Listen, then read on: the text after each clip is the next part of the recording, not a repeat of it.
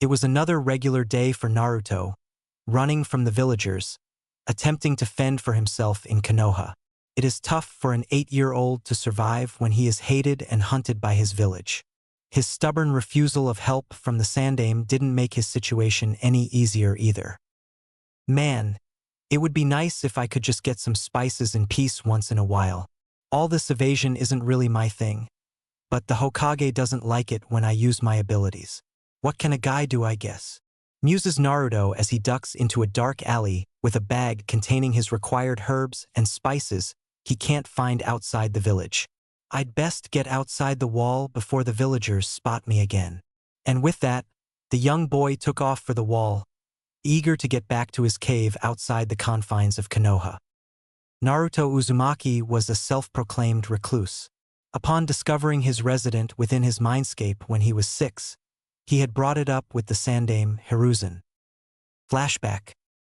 Hiruzen was sitting in his office working on the bane of his existence when he heard a much-needed distraction, in the form of a knock on his door. "Enter."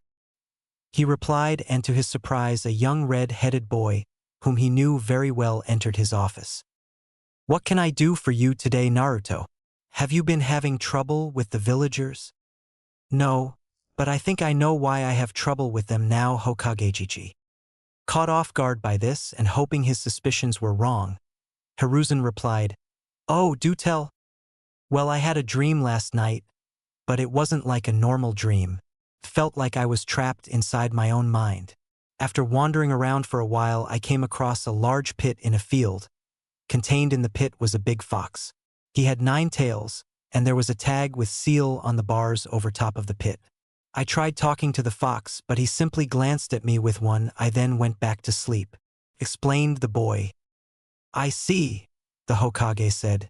"It must be his mindscape and his first meeting with the Kyuubi. He is smart enough to figure this out on his own, so I should come clean about everything before he comes to any conclusions and decides he can't trust me." The Sandaime reasoned. "What you experienced was not a dream. I believe it was your mindscape, and the fox you encountered would be the Kyuubi no Kitsune. How much do you know about the events that happened 6 years ago, Naruto?" "Well, I know the Kyuubi attached the village 6 years ago, and the Yondaime sacrificed himself to defeat the beast. I know many people died that night," he replied.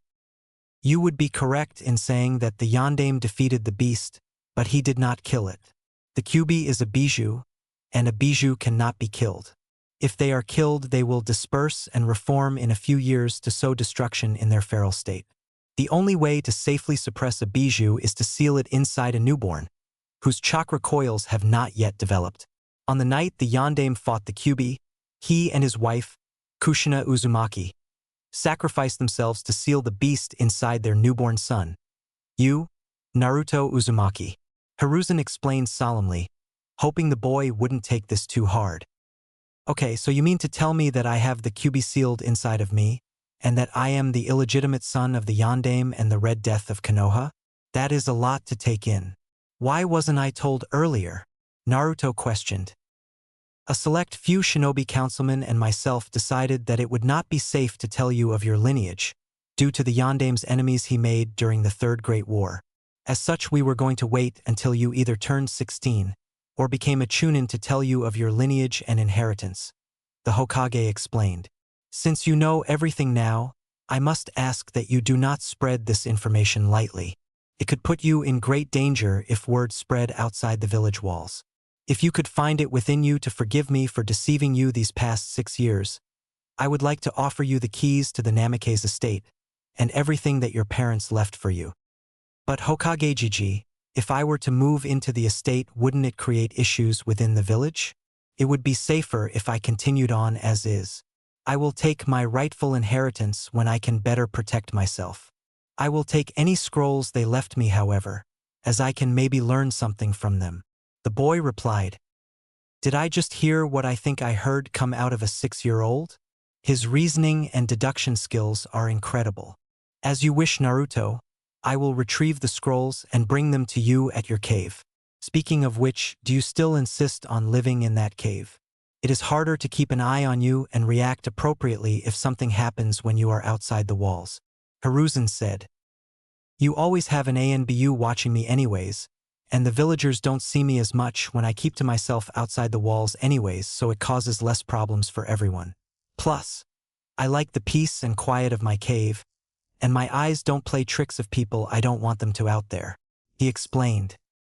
As you wish, Naruto. I will see you tonight with your scrolls. Do you think you could prepare a stew for us? I always have liked your cooking, Hiruzen requested. I wouldn't mind the company.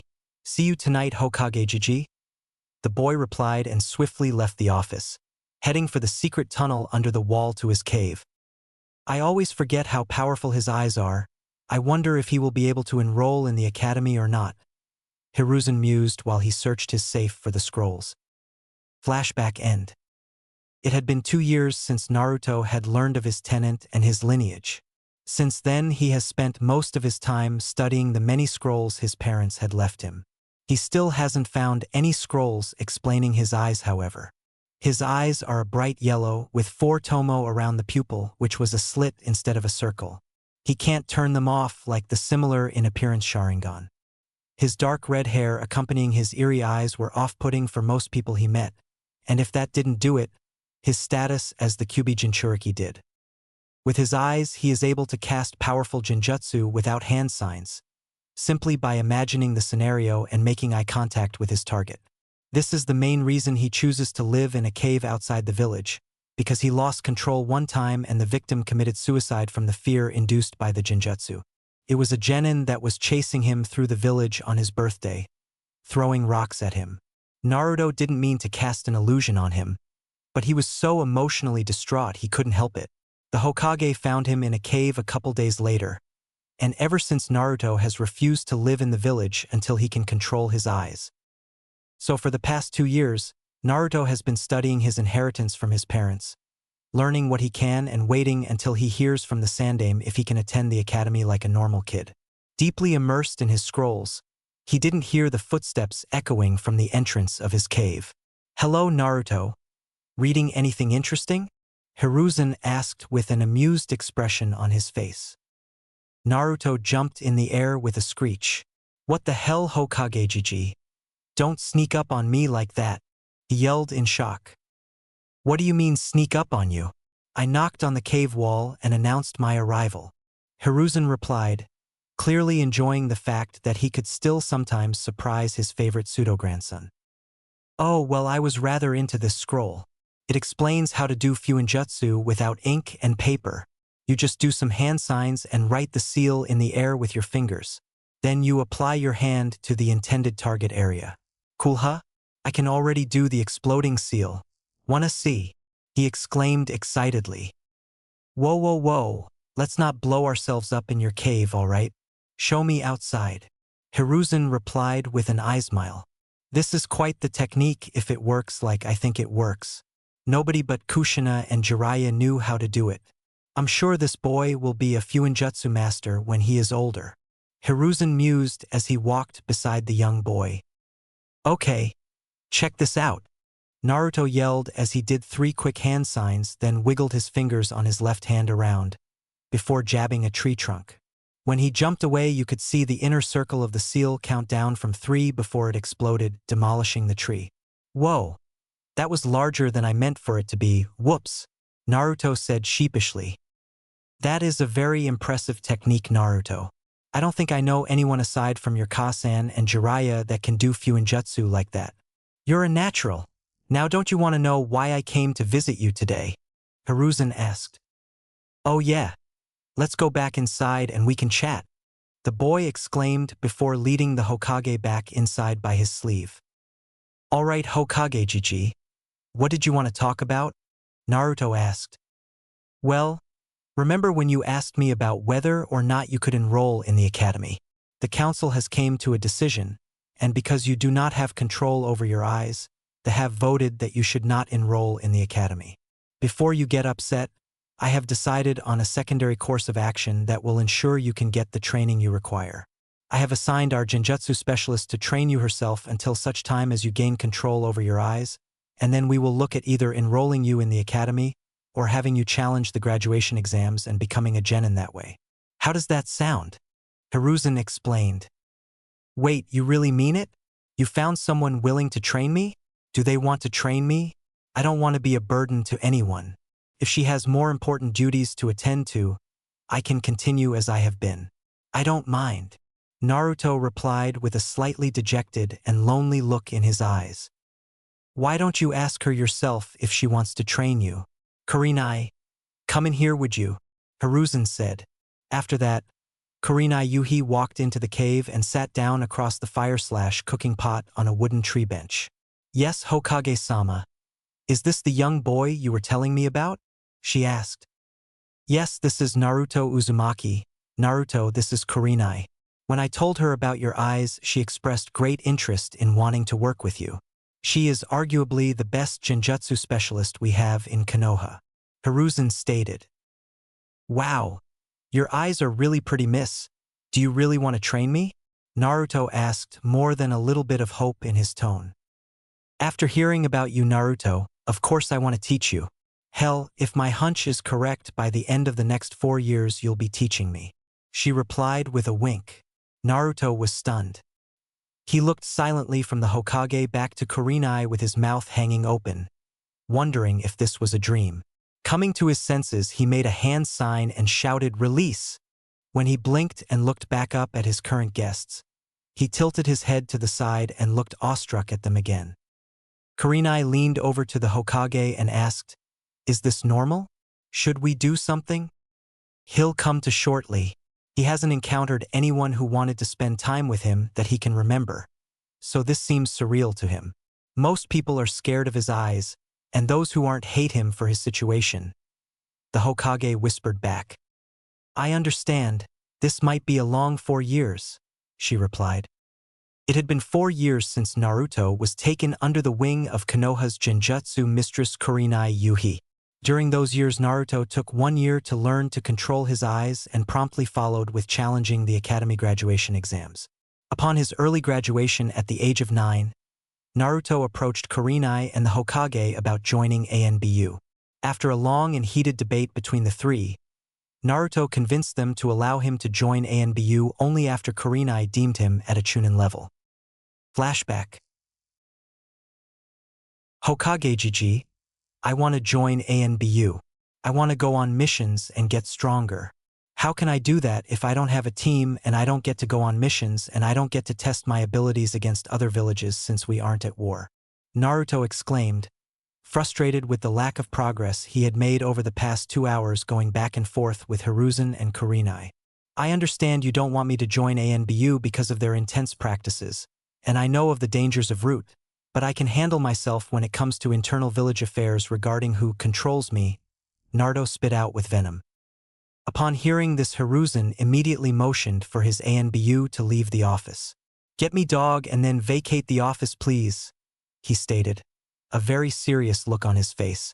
Naruto-kun, we will wait until dog gets here, and then we can continue this discussion.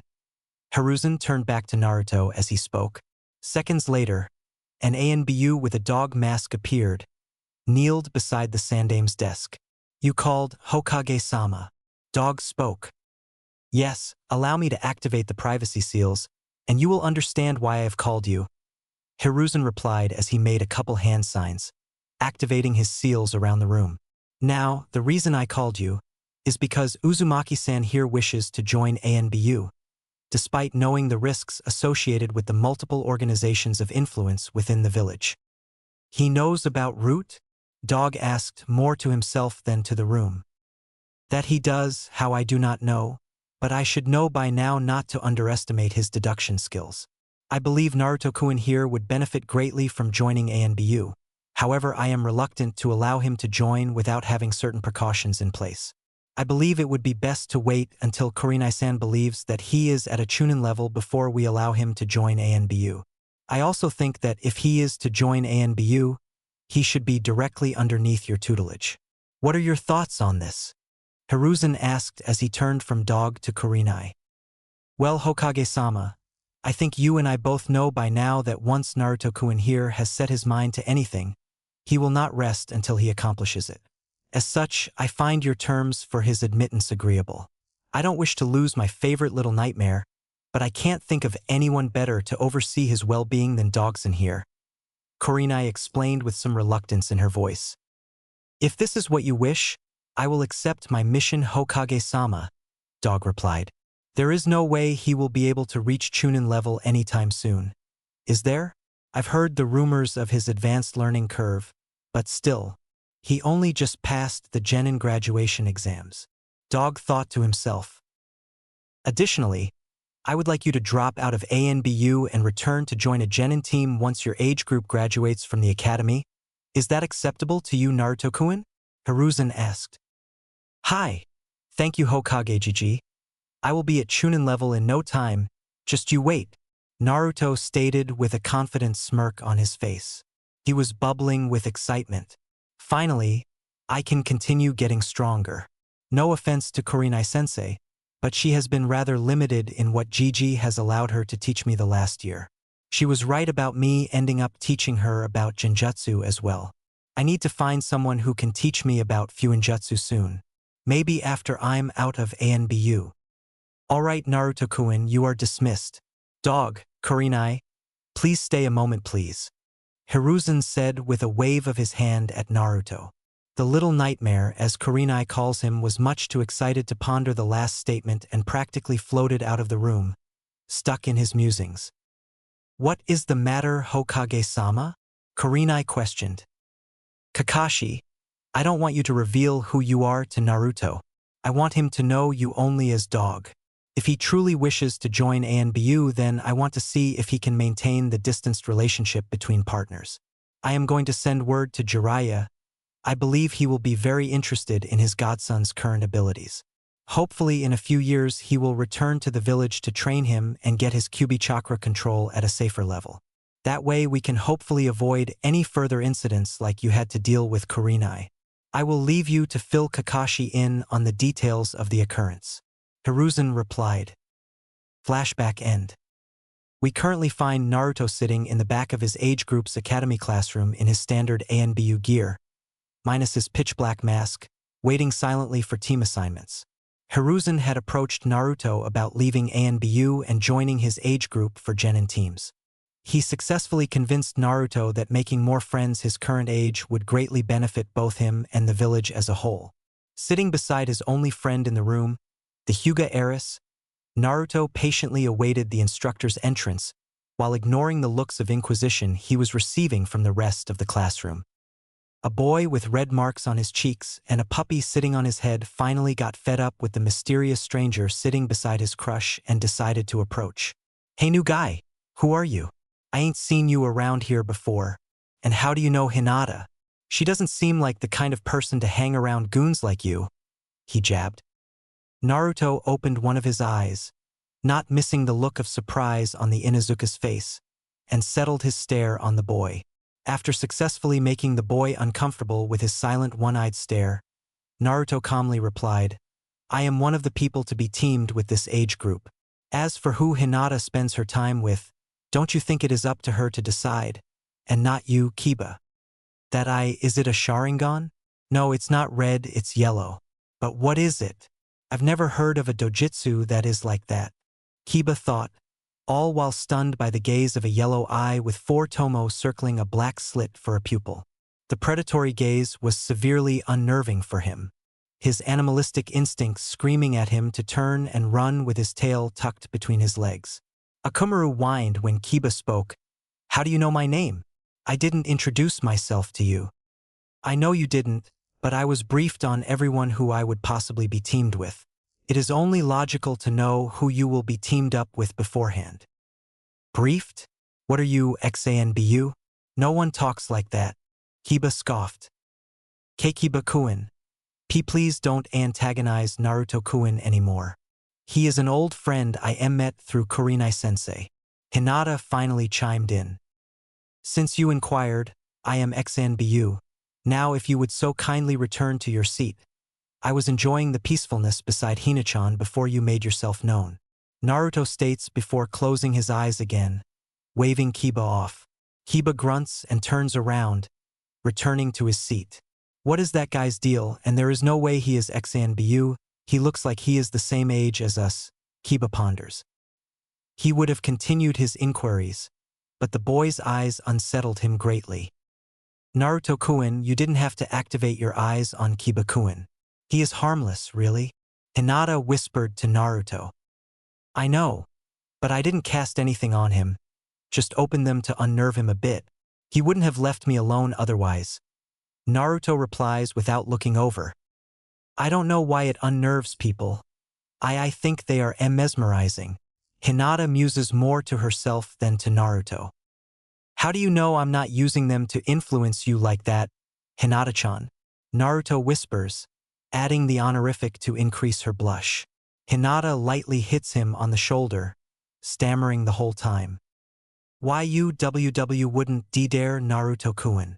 She stammers out, poking her index fingers together and blushing. Naruto just winks in response, returning to his silent musings while waiting for the teacher to show up.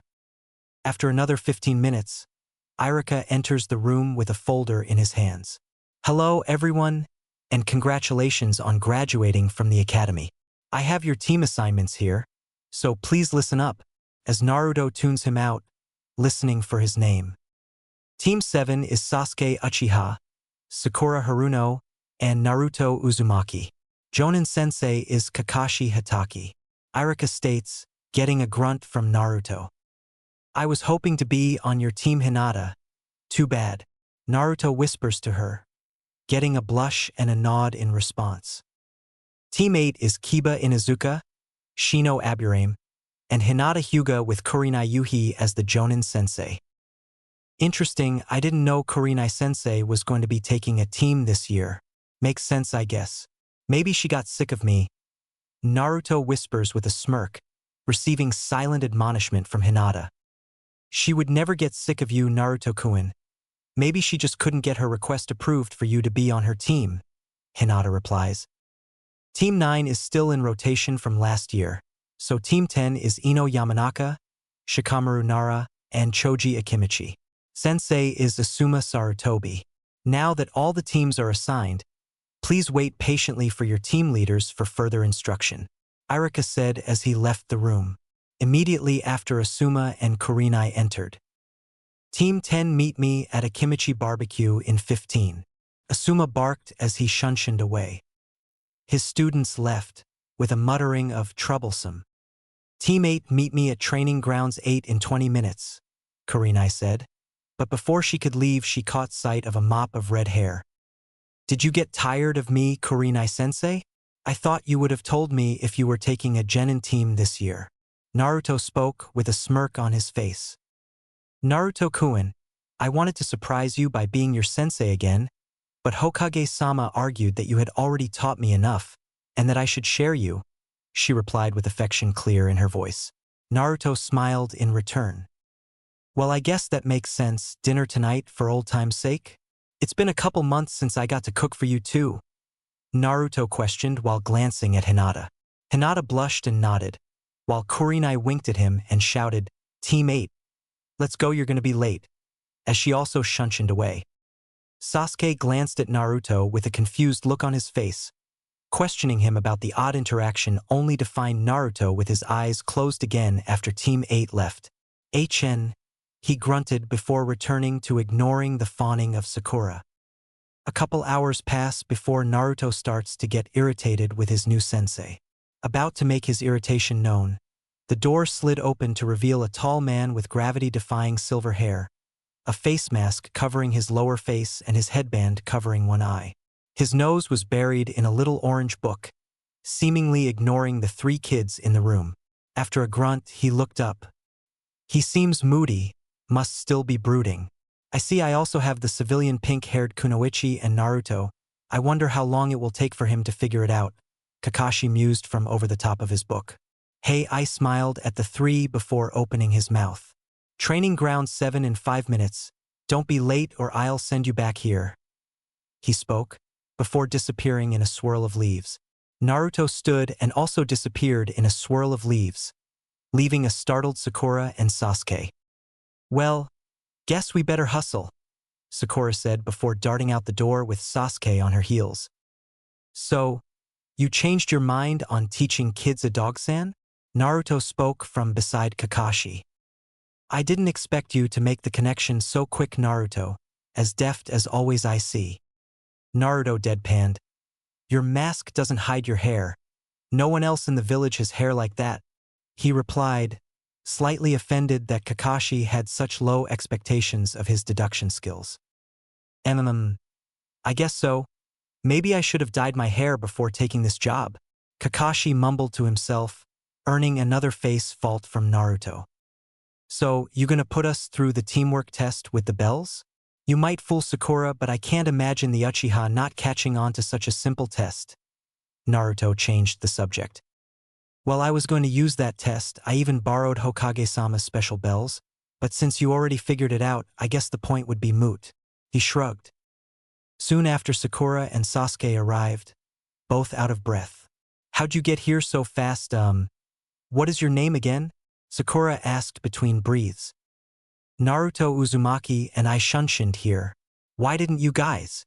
He replied, slightly confused as to why they took so long. What do you mean, why didn't we? We don't know how. That isn't a genin-level technique. She almost screeched. Damn. I see why she is called a banshee. I might have to pick up some earplugs if I want to get any peace and quiet between her fawning over the Uchiha and her screeching in response to anything else. Well, I guess the academy is slipping since the war. At Kakashi? Naruto joked, earning an eye smile out of Kakashi.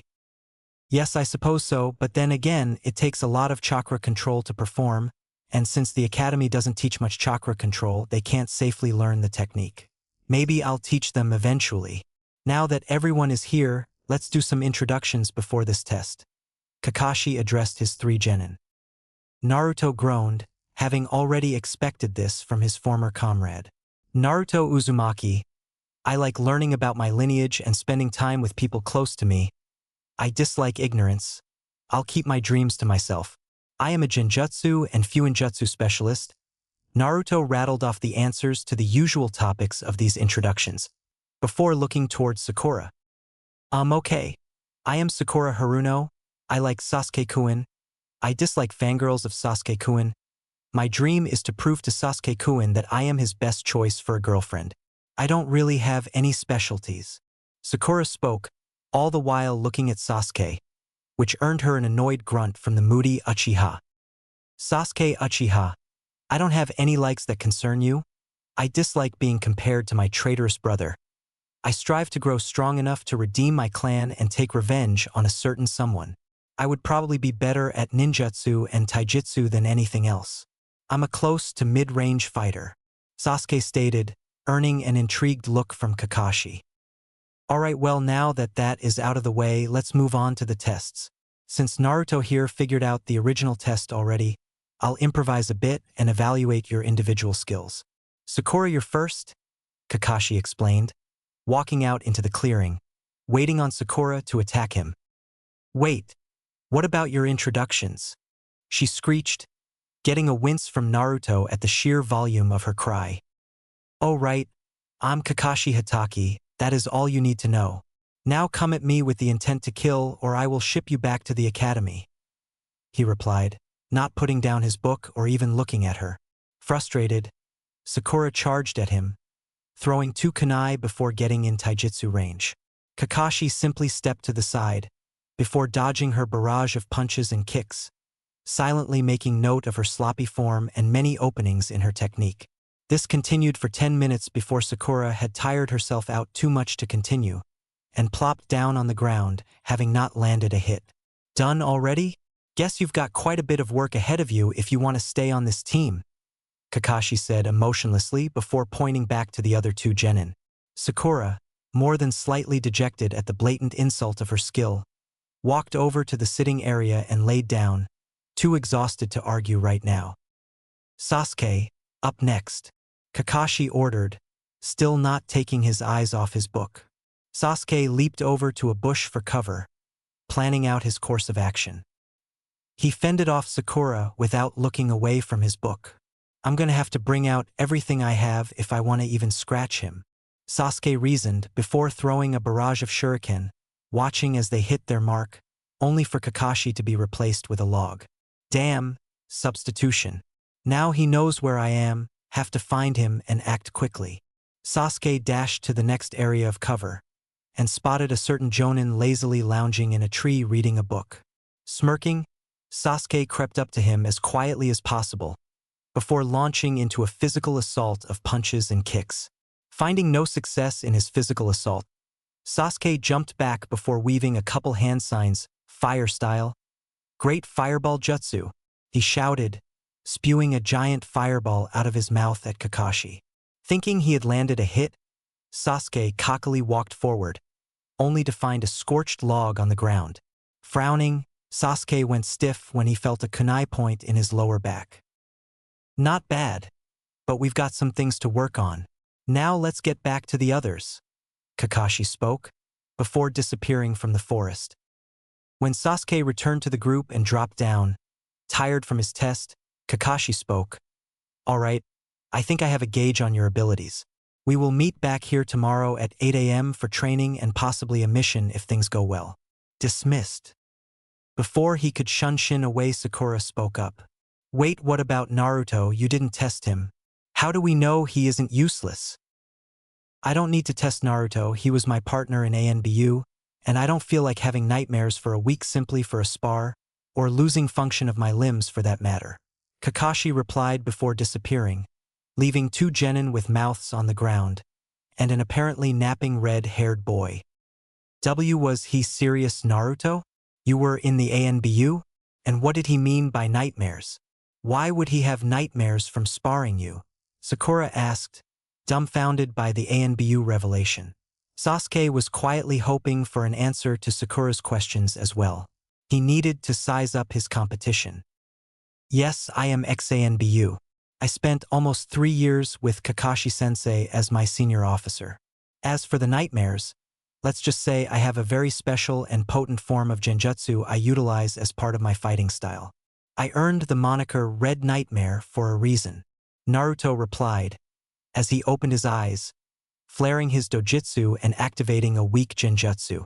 Sakura and Sasuke went wide-eyed at the eyes, before gasping in fear as a giant fox appeared behind him. It was staring right at them, almost as if it was peering through their souls, saliva dripping from its feral grin. As soon as it appeared, it was gone, just as Naruto's eyes changed to normal blue eyes. What was that? Was that a Genjutsu? But you didn't use any hand signs or say anything. Was that a Sharingan? But it was yellow. Sasuke continued to rattle off questions, still trying to wrap his mind around what happened. Sakura, still paralyzed in fear, had her mouth open and her hands clutching at her chest. That is my dojutsu, and it's classified, so no, I will not tell you about it, Naruto replied. Now, I have dinner with Kurenai-sensei and Hina-chan, so I will be going. See you all tomorrow, he said as he shunshined to his cave to prepare for the meal in a couple hours. This is going to be a long few months. Team 7 had been doing D-rank missions for a month now, and it was clearly evident to Kakashi that his team was growing irritated with the chores. I know Naruto has figured out that these D-rank missions are simply a way to test the team's patience, and we won't get any good missions until someone expresses their disdain to Hokage-sama. I wonder why he hasn't said anything yet. Is he testing Sasuke and Sakura's patience? Always crafty, that one, Kakashi mused while waiting for his team's 86th D-rank assignment. A chunin hummed and hawed as he sifted through the missions available.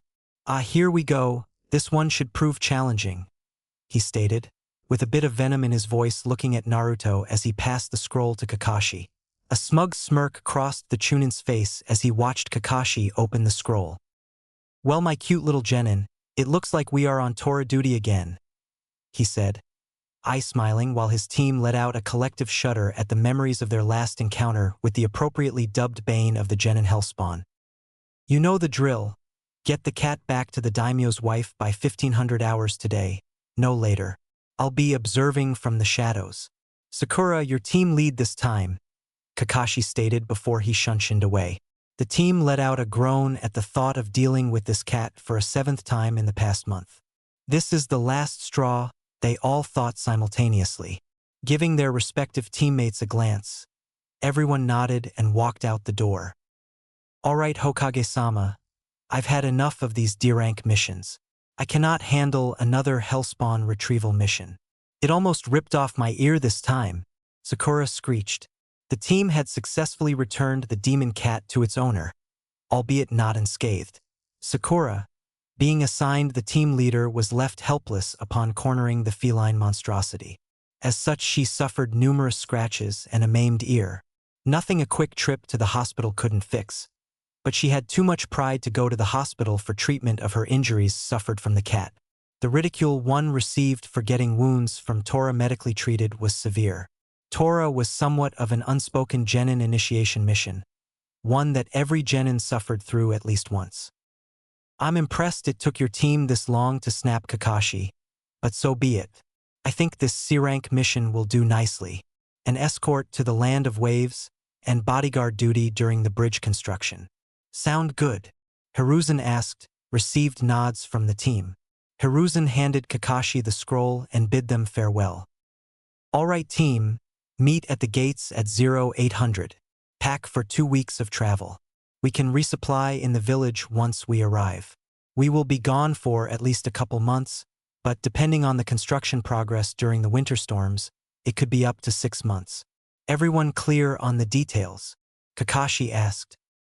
I see you tomorrow at 0800 Kakashi-sensei, Naruto said before disappearing in a swirl of leaves. Both Sasuke and Sakura nodded to their sensei before walking away to prepare for the mission. Naruto appeared at Training Ground 8 and found a stump to lay back on, before promptly falling into a light sleep while he waited for Team 8 to finish training. Kurenai glanced over at him and smiled. Does he have something to tell me? Or is here for Hinata again? Probably the later. I guess I can end training a bit early. Hinata has been working hard lately, she thought before whistling, getting her team's attention. What's up, sensei? Something else for us to work on? Kiba questioned. He was sweating from his three-way sparring with Shino and Hinata, but had been thoroughly enjoying the workout. I think we are going to call it a day. Good work, everyone, and I'll meet you all at the Hokage's office tomorrow morning at 0900 for another mission, Kurenai replied, glancing at Hinata and then over to the sleeping form of a certain redhead a ways off to the side of the field. Hinata blushed and nodded, which wasn't missed by Kiba. I know I have no chance by no Hinata, but is that guy really who you want to spend your time with? He could hurt you. He's dangerous, Kiba reasoned. He wasn't ready for the intimidating glare she rounded on him. Akumaru let out a yelp and hid in Kiba's jacket as she continued her glare. Naruto-kun is nothing but a gentleman with me. I trust him entirely, and we have known each other for years. He makes me happy and I will continue to spend my time with him. Is that a problem, Kiba-kun? Hinata dragged his name out while smiling all too sweetly, causing the boy to sweat. Shit. Guess I should know by now to tread carefully when it concerns the Uzumaki boy. I apologize, Hinata. I guess I don't know him like you do, Kiba replied before walking off, probably back to his compound. When did she get so scary? I see you're putting a womanly spin on the intimidation techniques Naruto has been teaching you, Hinata, Kurenai commented with a smile. Kurenai got up and walked over to the sleeping Naruto. She winked at Hinata before leaning down next to his ear and lightly blowing on it. Naruto jolted upright, a kunai prepped in his right hand and an incapacitation Fuinjutsu prepped in his left. Well, I didn't know you were into things like that, Naruto. I'm sure if you just ask Hinata she would comply, Kurenai replied with a wink. Hinata stammered profusely, her face turning the color of his hair. Naruto responded with an appropriate amount of stammering himself. Somehow Kurenai always managed to catch him off guard with these underhanded tactics. Now, who were you looking for? Myself or Hinata? She questioned. As she caught his glance over to Hinata, she took her K, smiled and disappeared in a swirl of leaves. Hey Naruto-kun, did you have something you wanted to talk about? Hinata asked, failing to completely quell her stuttering due to Kurenai's antics. Hinata had made significant progress in her confidence since she started spending time with Kurenai and Naruto. Something about being around Naruto and the silent support she received from Kurenai helped her confidence greatly. After being practically disowned by her father, who now spent all his time on her younger sister Hanabi, Hinata had been very secluded and reserved. Kurenai took it upon herself to take her under her wing. She felt a sense of responsibility for the girl, having been the student of her late mother. Kurenai would swing by the academy and drag Hinata along to Naruto's place to take part in their training, or simply to hang out. She felt safe in the presence of the self-exiled redhead.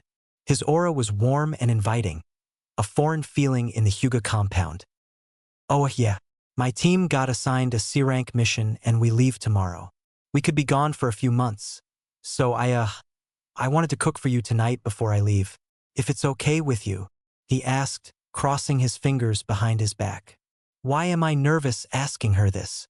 It isn't like I haven't cooked for her before. We've done this hundreds of times. Naruto was forced out of his thoughts when he heard a soft voice. "Oh, of course I will join you tonight, Naruto-kun. Let's head into the village to get some ingredients before we head outside the wall. And since you're leaving, I am going to cook for you tonight. No buts," she insisted with a smile as she almost skipped towards the village. A soft smile graced his face as he stuffed his hands in his pockets and turned to follow after her. As they walked through the village, Naruto listened to Hinata cheerfully talk about her last few missions with a content smile on his face. She would stop at a stall here and there, picking up fresh produce or spices here and there while she continued her one-sided conversation. The pair received many confused, surprised, and dirty looks from the villagers. Many refused to sell to the Kyuubi, but they couldn't really refuse service to the most powerful clan in the village. Many had never seen the Hyuga heir so bubbly, and could only stare dumbfounded at the duo casually strolling through the village as Hinata was rambling on while handing Naruto random things from the stalls for him to carry. Even more surprising was the smile on the Uzumaki's face. Many villagers didn't believe he could do anything but scowl or smirk, and most believed he didn't deserve to have anything but a sad expression on his face. Slowly the pair made their way out of the village and towards Naruto's dwelling. Hinata walked right through the large stone that was an illusion to hide the entrance to the cave with Naruto in tow. She quickly set to preparing the meal, as Naruto lit the fire and went to fetch some water for the pot, whistling quietly as he did so. When he returned, he tried to help with the meal prep, but his hand was promptly smacked away by the lavender-eyed girl. "No, you sit down and wait patiently. I said I would cook and I intend to. You have a mission tomorrow and you need your rest," she stated with a hand on her hip, her other waving a finger in his face. "But it isn't fair to let you do the cooking in my own cave," he retorted. "I don't care. Just let me do something for you, Naruto-kun. It's so rare that I can do anything for you. So please let me do this, okay?" she asked, her eyes almost pleading for him to give in. "Hinata, you know that isn't true. I still haven't repaid you for what you did for me. You should never have to do anything for me again," he spoke quietly, looking down at the ground with a hurt expression on his face. She looked at him with a mixture of sadness and something he couldn't make out, before quickly stepping forward and hugging him. As she did so, he fell to his knees, and she pushed his head into her stomach to comfort him. "I would do it again in a heartbeat. I will bring you back every time I have to, Naruto-kun.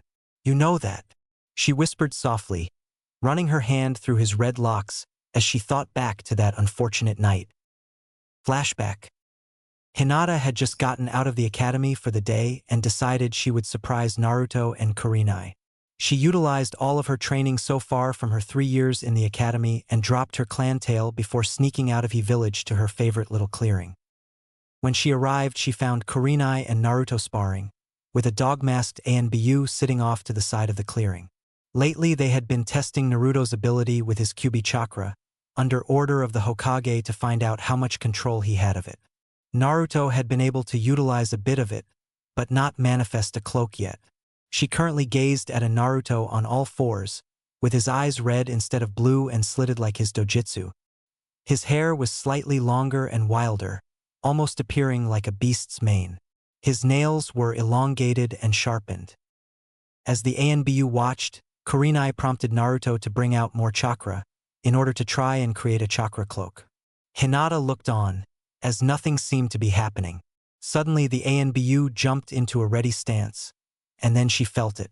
An ominous presence descended upon the clearing, malicious and suffocating. A dark red cloud started to surround Naruto, and his eyes seemed to glow red. He snarled viciously at Kurenai, and they could tell his control was slipping. As Dog looked at Kurenai, she shook her head, telling the ANBU that she had the situation under control. Nobody in the clearing was ready for what happened next. Naruto's eyes changed from the feral red of the Kyuubi to his dojutsu. The Tomo spun, launching a severe genjutsu at Kurenai and affecting his surroundings as well. Kurenai screamed out in horror and pain, as did the ANBU. Hinata was stricken still with fear at what she saw. The illusion had manifested a swarm of crows. The swarm was assaulting both Kurenai and the ANBU, tearing chunks of flesh from their bodies before rising up and diving again. Hinata could hear the screams of the two victims, and she steeled her resolve. Making a quick hand sign, she flared her chakra and shouted, "Release!" Just as soon as the crows had appeared, they disappeared. Naruto's genjutsu illusions were incredibly hard to break. They not only required the victims to notice that they were under a genjutsu, but in order to break them you had to expend chakra to do so. It was agreed upon by the Hokage and Kurenai that this was a side effect of Naruto's mysterious dojutsu. Hinata thanked Kami above that Naruto wasn't focused on the illusion, making it less costly for her to dispel. Her relief soon disappeared as the next layer of the illusion manifested itself. All three found themselves tied up to a stake. Kurenai and the ANBU were still in shock from the vicious assault of the crows from the first illusion, and seemed unresponsive. Hinata flared her chakra again and shouted, "Release!" The stake disappeared, but upon taking in her surroundings while preparing for a third illusion, Hinata found that the ANBU and Kurenai were still tied to the posts. It was then that Hinata noticed the new form Hinata had taken. He had tail of pure chakra spread out behind him, and the chakra cloak was taking on a darker red tinge, almost the color of blood. He snarled and pulled out a kunai. Sinking low on his hind legs, he sprung forward, aiming to plunge the kunai into Kurenai's chest. As the sound of metal cutting into flesh was heard, two screams and a gasp filled the air. The dog NBU gasped at the sight, Kurenai screamed in horror, and Hinata cried out in pain. As Naruto looked down in front of him, his cloak started to fade, and his feral appearance started to recede, being replaced by a mortified expression. Naruto looked at his left hand. It was wrapped around the handle of a kunai, whose blade was dug deep into Hinata's right shoulder, under her collarbone. With a gasp, he slowly stepped back, the genjutsu dispelling, dropping the two remaining victims to the ground. "No, no, no, no, no. No!" Naruto screamed. He dropped to his knees in front of his only friend. "Why? Why did you do that?" "I'm sorry. I'm so sorry, Hinata. I couldn't. I didn't. I. He started sobbing openly in front of Hinata, mumbling gibberish in his attempt to express his horrified thoughts. "I stabbed Hinata. I couldn't control myself. I hurt her. I promised I wouldn't, but I did." Naruto was pulled from his self-admonishment when he felt a soft fabric press against his face, and a hand wrap around his neck, pulling him into the embrace. This aura, it's so warm and soft. Feels like Hinata, but why? She should hate me. What's going on? As Naruto risked a glance upwards, he felt a hand run through his hair. That feels nice. His eyes locked onto Hinata's gaze and he froze. His bottom lip quivered more as we waited for her verbal lashing, but all he found was tenderness and forgiveness in her gaze. "Why?" he forced out in a choked sob. "SSSSHHH, it's okay, Naruto-kun, you're back now. Everything is all right." Hinata cooed as she continued to hold his head against her stomach and run her hand through his hair. "No, I hurt you. Why don't you hate me? I'm a monster." Naruto pulled himself from her embrace and slouched further. Fresh tears fell from his eyes as he clenched his fists, pulling up some grass. Hinata grasped the kunai in her shoulder and grunted as she pulled out and tossed it to the side. Kneeling in front of Naruto, she cupped his face with her hands, forcing him to hold her stare. I'm fine, Naruto-kun. You didn't hurt me. That wasn't you. You're back now and it's okay. I forgive you. It wasn't your fault, but I forgive you anyways. She spoke with the softness a mother would speak to her child with. Slowly she wrapped her arms around him again, and was relieved when he clutched onto her back and buried his head in her neck, sobbing some more. Kurenai slowly got up of the ground as Hinata calmed down Naruto and walked over to the ANBU. She gave a look to the ninja who simply nodded and disappeared, going to the hospital to find a medic. He returned a minute later to find Naruto still clutching onto Hinata. The medic released a gasp upon seeing her charge, but was silenced by a look from Kurenai. Understanding the look she received from the red-eyed woman, the medic approaching Hinata slowly and silently. Placing a comforting hand on her back, she focused her chakra, mending Hinata's wound. When she finished healing it as best as she could from behind, Hinata waved her off, her life not threatened, and the bleeding stopped. Nodding, the medic returned to Kurenai and the ANBU. If I can't get a better angle at the wound, it will scar. She isn't bleeding anymore though. Kurenai nodded and waved the medic off, who disappeared in a swirl of leaves.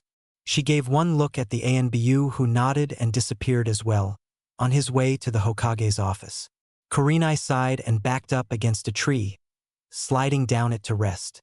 It would be a long night tonight. It took another hour before Naruto had cried himself to sleep in the comfort of Hinata's arms. Hinata herself had fallen asleep, the stress of the situation draining her. Kurenai smiled at the couple before picking them up and taking them into Naruto's cave and putting them down on the bed to rest a while longer. I should probably inform Hyuga-sama that I will be training his daughter tonight for nighttime reconnaissance to ease his suspicions, she reasoned to herself before setting out for the Hyuga compound, nodding at the Hokage and the dog mask ANBU as they arrived to relieve her of her watch. Flashback end. As Hinata ran her hands through his hair, Naruto looked up at her with a questioning look. How can you forgive me so easily? I hurt you so badly. It left a scar. I can't be forgiven for almost killing you. In control or not, it is unforgivable. Hinata pulled back and did something she didn't think she would ever do before. She slapped him. Hard. Naruto slowly brought his hand up to touch his red cheek, a shocked look across his face. Hinata kneeled down in front of Naruto and pulled her shirt to the side to reveal a scar below her right collarbone. I will decide what is or isn't forgivable. You can't get rid of me as easily as something like this, Naruto-kun. I bear this scar with pride. I was able to help you, and this is a small price to pay for your sanity. I said it before and I will say it again. I would do it again in a heartbeat. I will bring you back each and every time I need to. I will not lose you to the burden you carry for this village, she stated with conviction. The fierceness of her gaze kept Naruto locked on her lavender orbs. Emboldened by her recent outburst, she cupped his cheek opposite the bright red mark, leaned forward and placed a gentle kiss on the mark. Now sit down by the fire. Shut up and let me cook for you, understood? Hinata said, standing up and placing her hands on her hips. Still fixed under the fierce look she had, Naruto simply nodded and moved to sit by the fire. As she returned to preparing their meal, she sent one last remark over her shoulder to try and pull him out of his funk. You know, you might be the most stubborn person I know, she commented with a smirk on her face. Naruto simply glanced up at her and slowly she watched the smirk she loved so much grace his face again. That is what I want to see, my little nightmare, Hinata said, using Kurenai's pet name for him. Satisfied with the playful pout she got, she returned to her cooking with a blissful smile on her face. The rest of the evening went by as usual. Hinata and Naruto traded small talk about their missions, shared in the horror of reminiscing about Tora, and simply enjoyed each other's company. The little cave never felt more like a home than it did tonight. As Hinata was leaving for the night, she stopped at the entrance and tugged on Naruto's wrist, pulling him closer. She fixed her gaze on him once more and spoke in a soft but demanding tone. You better come back to me from this mission, you hear? You owe me a cinnamon bun when you get back. Naruto looked at her with slight confusion in his eyes. When did this happen? I don't remember losing a bet. I decided that I want you to take me out and buy me a cinnamon bun when you get back. It is the least you can do after leaving for so long, she replied, a playful smirk crossing her face. Before letting him reply, she reaching up on her toes and planted a chaste kiss on his cheek, before turning on her heels and walking away. Just before she would pass into the forest and out of sight of the cave, she stopped and looked back. Locking eyes with the redhead leaning against the cave wall, she smiled softly at him one last time and mouthed a sweet dreams before making her way back to the village. As Tazuna approached the gate with his protection detail's leader, he couldn't help but feel nervous. Reaching the gate, his nerves seemed to be confirmed upon seeing 3 kids still wet behind their ears waiting on him. First was a pink-haired girl in a short red kimono. She seemed to fawn over one of her teammates constantly. That doesn't seem promising. A fangirl instead of a ninja, just my luck, the old drunk thought. Taking a swig of his sake bottle, he glanced at the second member. He had black spiky hair and a constant scowl fixed to his face. He was wearing a blue shirt and white shorts. Doesn't seem like anything special. Certainly seems to brood a lot. Hope he can focus when the time comes.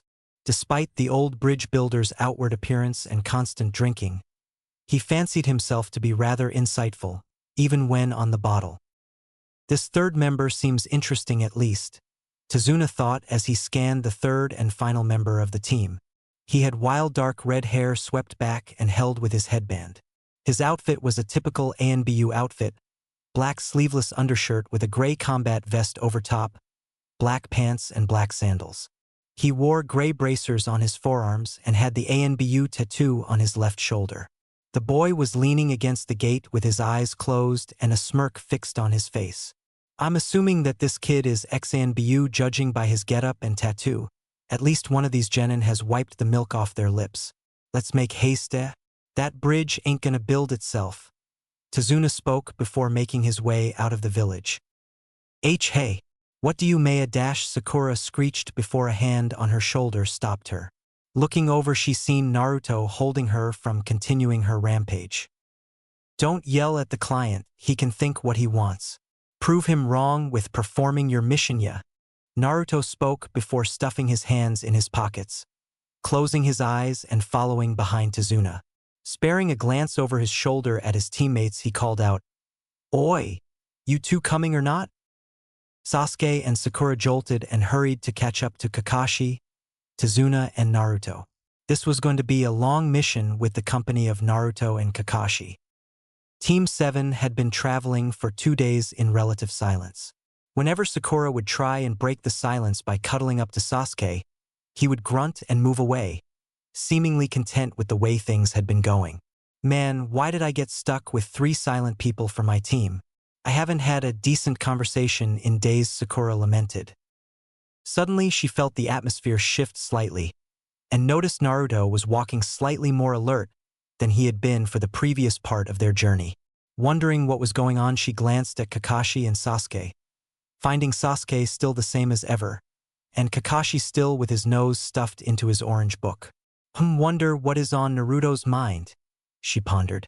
Just as she finished her thought, 2 people jumped from a puddle and wrapped Kakashi in a bladed chain, shredding him to pieces.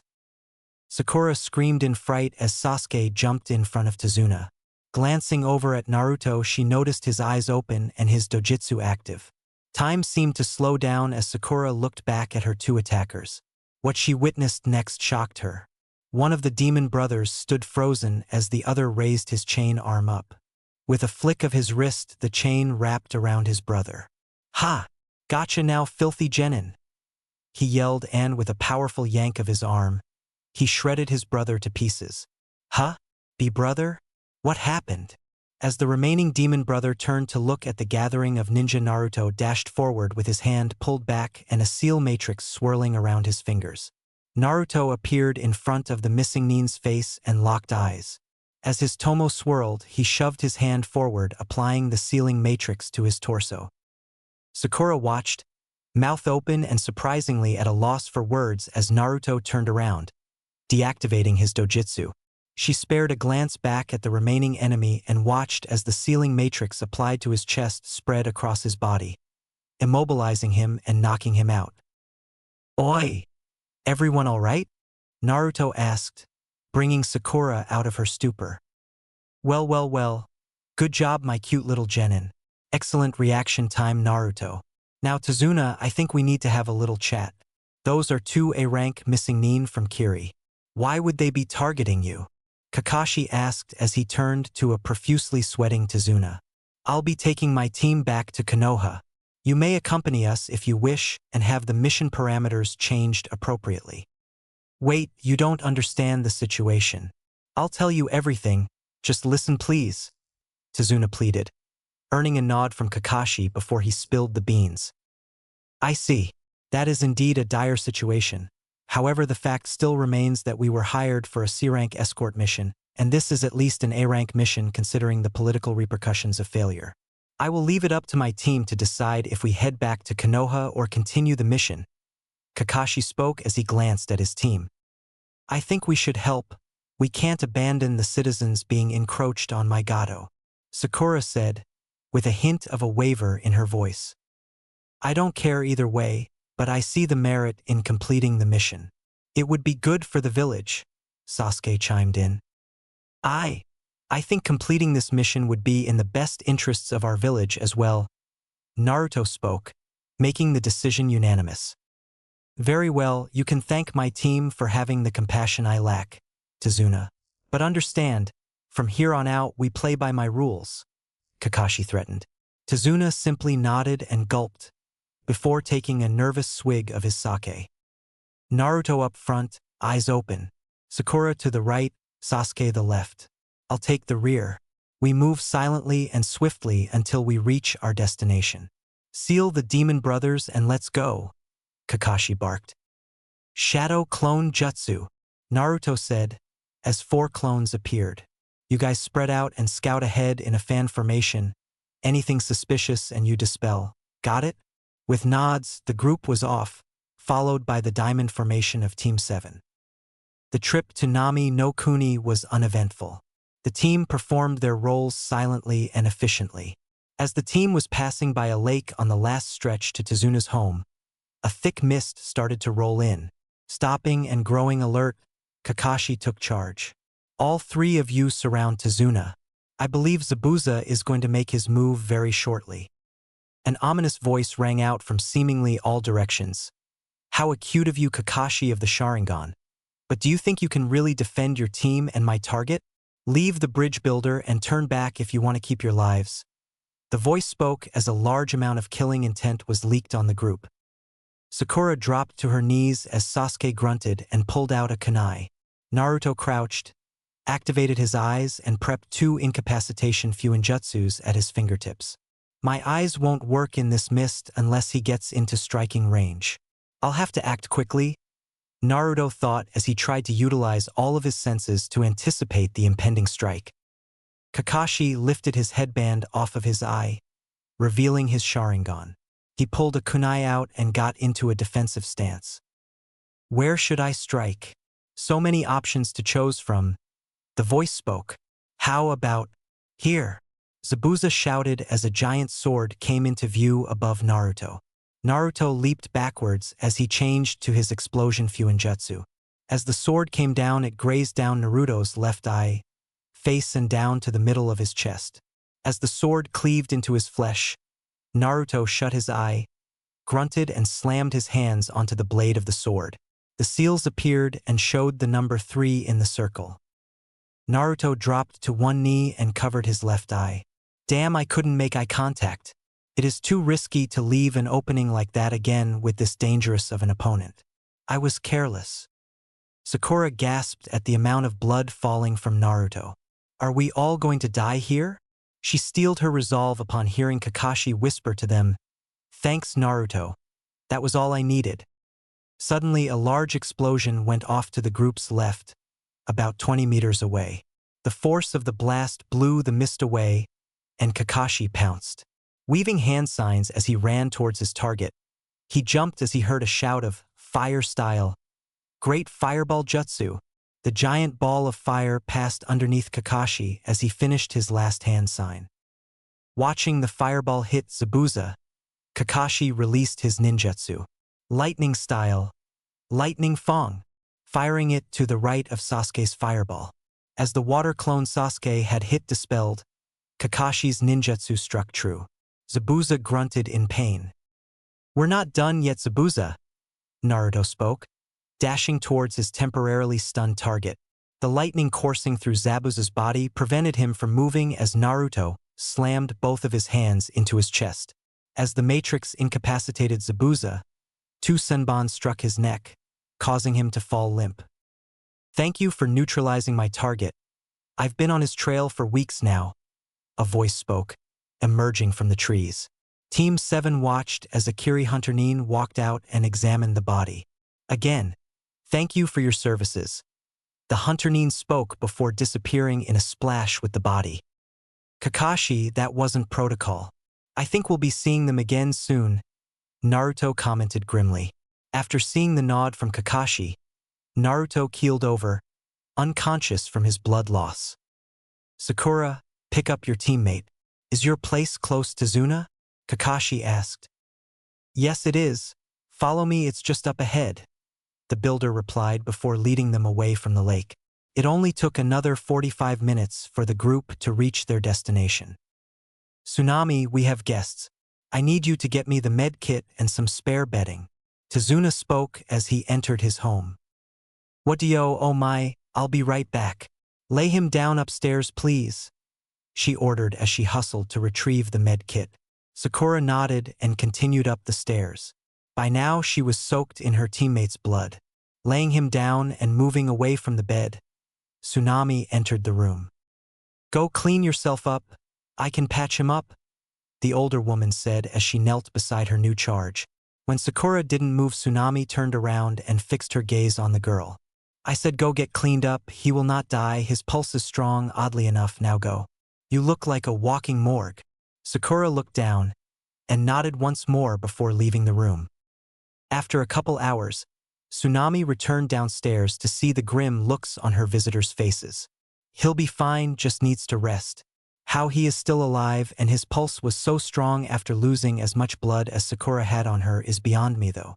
You ninja are something else," she said, addressing the apprehensive looks as she moved to retrieve a cup of coffee. "So, care to introduce me to our visitors?" "Ah yes, this is Team 7 from Konoha. They are the ninja who have saved my life twice already. Kakashi, Sakura, and Sasuke. Naruto is the boy upstairs. They will be staying here until the bridge is done." Tazuna motioned to the corresponding people as he introduced them. "I see you have my thanks for saving my grandfather's life twice. If you need anything, don't hesitate to ask. I know a decent amount of first aid. Since the town doctors have been removed by Gato's thugs, I had no choice but to learn for my family." Tsunami smiled. With a bow, she turned to the fridge. "Now allow me to make you all dinner. I'm sure you're hungry after your journey." The morning after reaching Tazuna's house, Kakashi set out a routine. Each day Sakura and Sasuke would swap between guarding the bridge and Tazuna, or training with Kakashi. This routine continued for the next week while Naruto slept. "Hey Kakashi-sensei, why hasn't Naruto woken up yet?" Tsunami said it would only take a day or two. "Was he like this with recovery in ANBU?"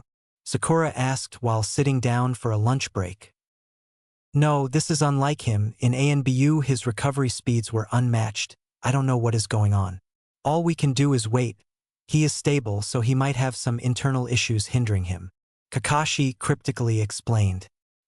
"He is probably dealing with the Kyuubi, but I can't let Sakura know that." Naruto's mindscape. Naruto woke up laying back against a tree on the edge of a field, groggily wiping his eyes of the residue left from his extended sleep. He slowly rose and took in his surroundings. A breeze was blowing. However, the normally blue sky was replaced with gray, swirling clouds. The air was thick with latent energy, and Naruto knew a storm was coming. With a sigh, he stretched lazily before sauntering over to the large pit in the middle of the field. "I thought you didn't like it when it rained, Kyuubi? Why are you keeping me in here long enough to cause a storm?" Naruto questioned, staring down into the pit. The massive fox stared back at him with one glowing red eye silently. With another sigh, Naruto climbed out onto the middle of the cage and sat down, dangling his legs into the cage with the seal tag right in front of him. You know, you still haven't told me your name. Why not? It must get lonely in here. The large fox closed his eye and let out a puff of air from his mouth, still refusing to acknowledge the presence of his jailer. Well, since I am stuck here, and it doesn't look like you will let me return anytime soon, I might as well entertain you with a story. When I was younger, Naruto started to ramble on. He waved his arms in the air throughout his story, attempting to add some flair to it. His signature smirk crossed his face when he caught the fox stand up. Pausing his story, he looked down through the bars, seeing his feet mere inches away from the Kyuubi's nose. Why do you insist on aggravating me with that same damn story every time you are here? All you do is go to Ichiraku's and spill ramen on Iam. For the love of Kami, it is a boring-ass story. Stop telling it. The fox growled out. To further show his disdain for the mundane story he has heard at least 10 times, he plastered a feral snarl onto his face. To the fox's surprise, the boy smiled. Not one of his patented smirks, but a genuine smile. I didn't think you listened to my stories. I'm glad you care so much. Now it's your turn. Tell me a story, the boy requested. I am not a scribe or a bard. I will do no such thing. Leave me be. What is your name? If you won't tell me a story, at least tell me your name. What good would my name do you? What use does a jailer have for the name of his prisoner? I always like to know the names of my friends. I have so few, and you've been with me the longest. Why wouldn't I want to know your name? A look of shock crossed the fox's face. Friend? I've never been considered a friend before? And why would this boy consider me of all things a friend? As the fox dwelled on the mixture of feelings so foreign to him, he didn't notice the boy picking at the seal tag on his cage. It didn't escape Naruto's notice that the looming storm clouds had started to disperse, allowing several pillars of light to grace the clearing. With a smirk on his face, he continued picking at the seal, waiting on his answer. Kurama. Nice to meet you, Kurama. I am Naruto Uzumaki, he replied. His smirk turned into a smile as he yanked on the tag, letting it fall into the pit and onto Kurama's nose. Call it a gut feeling, but I think things will go much smoother like this. As Kurama turned his shocked expression up towards the boy, Naruto started to fade away. I'm trusting you. Don't make me regret it. Hinata forgave me, so don't give her a reason to take that back. And without a sound, Naruto faded from his mindscape. Very well, Naruto. Kurama thought to himself as he settled back into his pit and fell asleep. Tezuna's home. As Naruto stirred himself awake, he found his sight was off. Confused by the weird sensation, he opened his right eye. Yep, that one works as intended. Closing his right eye and opening his left eye, he found nothing but darkness. That is odd. Bringing a hand to his left eye, he felt bandages. Tugging on them slightly, his vision showed cracks of light. Phew, didn't want to be blind in one eye. That would have all sorts of problems. I'd end up looking like Kakashi-sensei. With a shudder, Naruto ascended to a sitting position. Unraveling his bandages on his face so he could see, he took in his surroundings. He was currently in a foreign room on a bed. Looking out the window, he could see the sea, which confused him. I don't remember being by a sea. The last thing I remember is Zabuza shit. Slowly standing up, he found himself dressed only in a pair of gray sweatpants. Hope I didn't get taken advantage of while I was out. Oh well. Naruto shrugged. The less he knew about something like that happening, the better. Slowly making his way out of the room and down the stairs, he found the house to be vacant. With a sigh, he walked outside and down to the water's edge. He rolled up the legs of his pants and waded into the water up to just below his knees. After finding his gaze lost on the foggy horizon for an unknown amount of time, he risked a glance down at the surface. Staring back up at him was a messy mop of red hair that fell down to his shoulders, and blue eyes. What took him by surprise was the long rough scar that started at his left eye and traveled down to his neck where it ran into some more bandages. Taking the bandages from his torso, he followed the scar down to his upper left pectoral. I see, this is the result of a demon sword. I guess I can't heal perfectly from everything. I'll have to be careful when I face him again. Accepting his new features, Naruto shrugged and turned to make his way back to the house. Settling himself in the hammock on the front porch, he sighed one last time and closed his eyes. A little nap can't hurt, can it? Kakashi and Sakura appeared at the bridge to find Sasuke working on his chakra control exercise of making a leaf spin on his forehead. He and Sakura had managed to learn to make it stick on their forehead, which turned into them getting the hang of tree walking. The next step was water walking, but his control wasn't good enough yet. Kakashi had assigned him the leaf spinning on his forehead exercise to help him practice control while it was his day to guard Tazuna. I think that's enough to call it a day. Don't you agree, Tazuna? Kakashi spoke from behind his book. And good job, Sasuke, you are pretty close to getting it to spin. I'm sure by the end of tomorrow you'll be walking on shallow water. Receiving a nod from Tazuna and a grunt from Sasuke, Kakashi took it as a K for them to head back to Tazuna's for the night. At the end of their short walk back, all four were in for a surprise at the sight on the front porch. Sitting in a chair smiling and knitting was Tsunami. Beside her was a familiar body lounging in a hammock.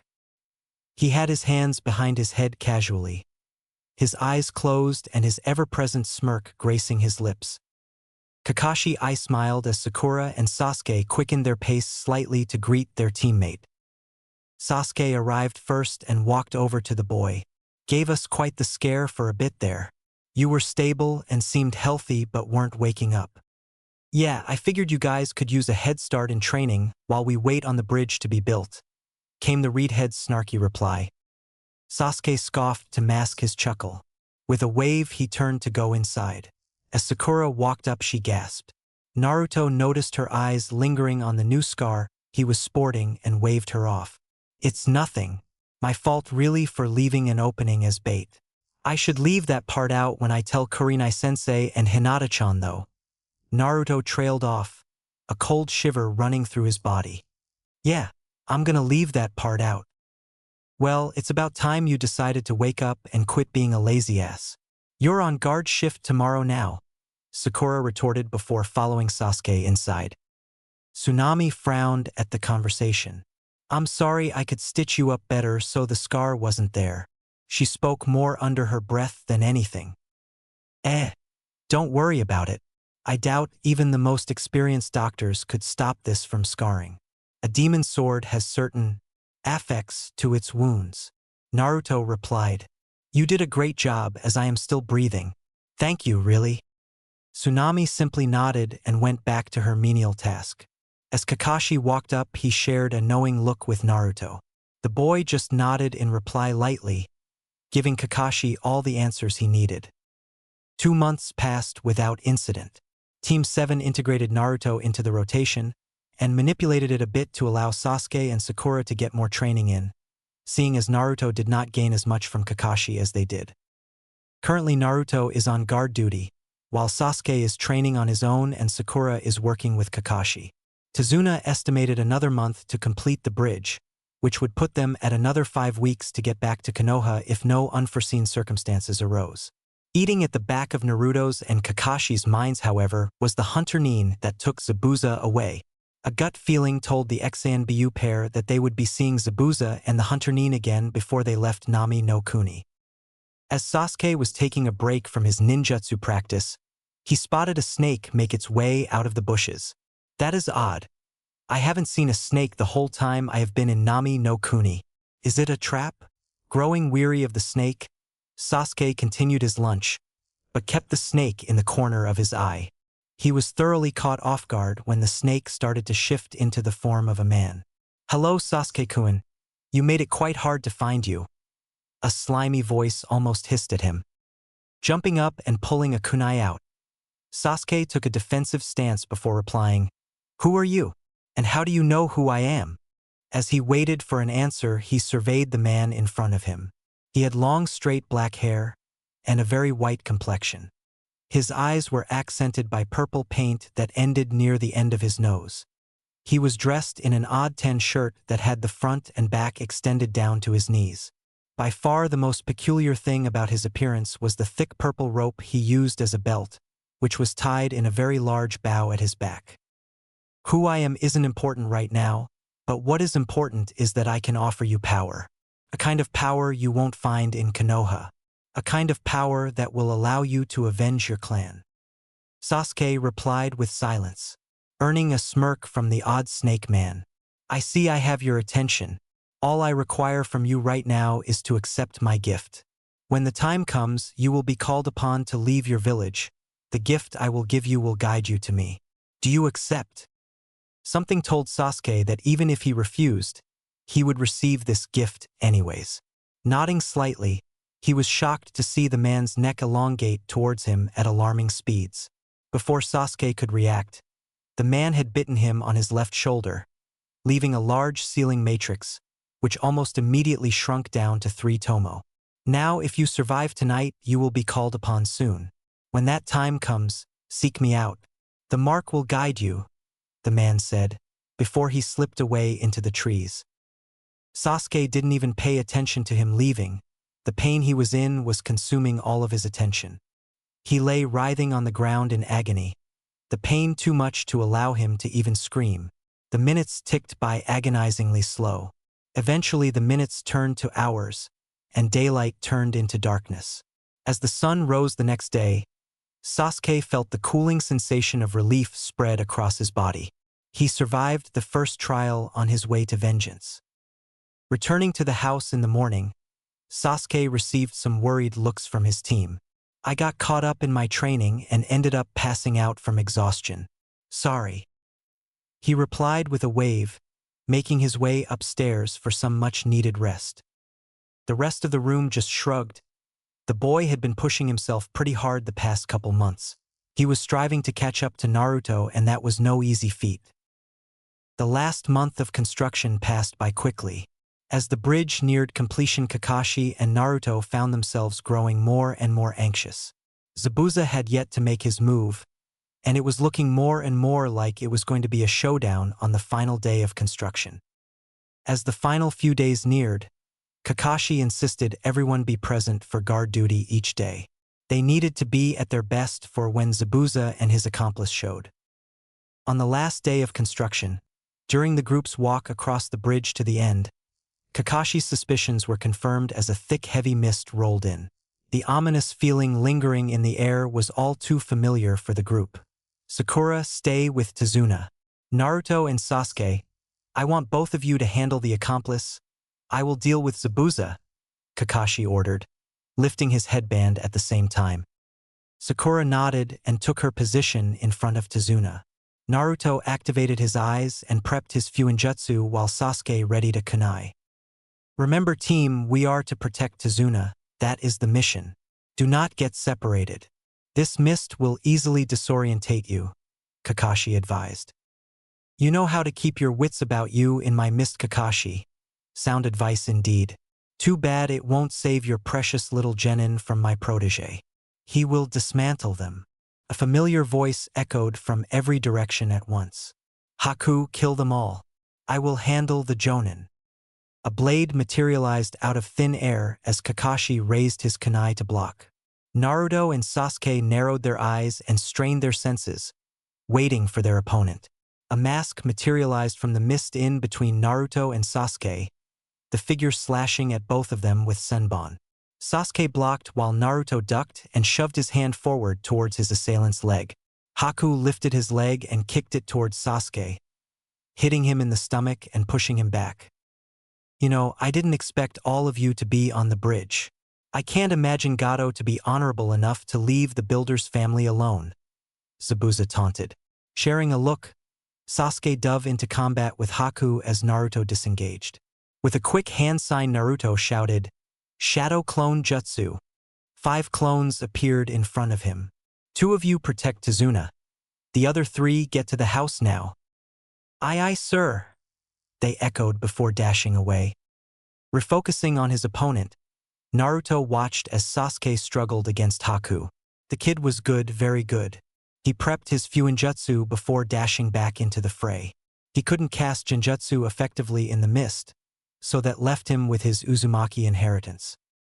Welcome back. Unfortunately, you have returned at an inopportune time, for this is taking too long. I will end this now. Ice style. Demonic mirroring ice crystals. Haku shouted. With the end of his jutsu, a plethora of ice mirrors materialized from the mist and encased both Sasuke and Naruto in the dome. Haku entered the mirrors and was reflected upon each mirror in the dome. No one can escape my ultimate technique. I apologize, but I must kill you now. I will not fail, Zabuza-sama. Haku began dashing from mirror to mirror, raining senbon down onto his victims. Sasuke and Naruto did the best they could to defend themselves, but the senbon seemed to come from all directions. Slowly but surely, the boys were becoming pincushions. We can't keep this up forever. Do you have anything in your bag of tricks, Naruto? Sasuke asked. I can think of something, but I need a few minutes. Can you hold on solo for that long? Sasuke nodded and steeled his resolve. He watched as Naruto disappeared in a puff. Shadow clone.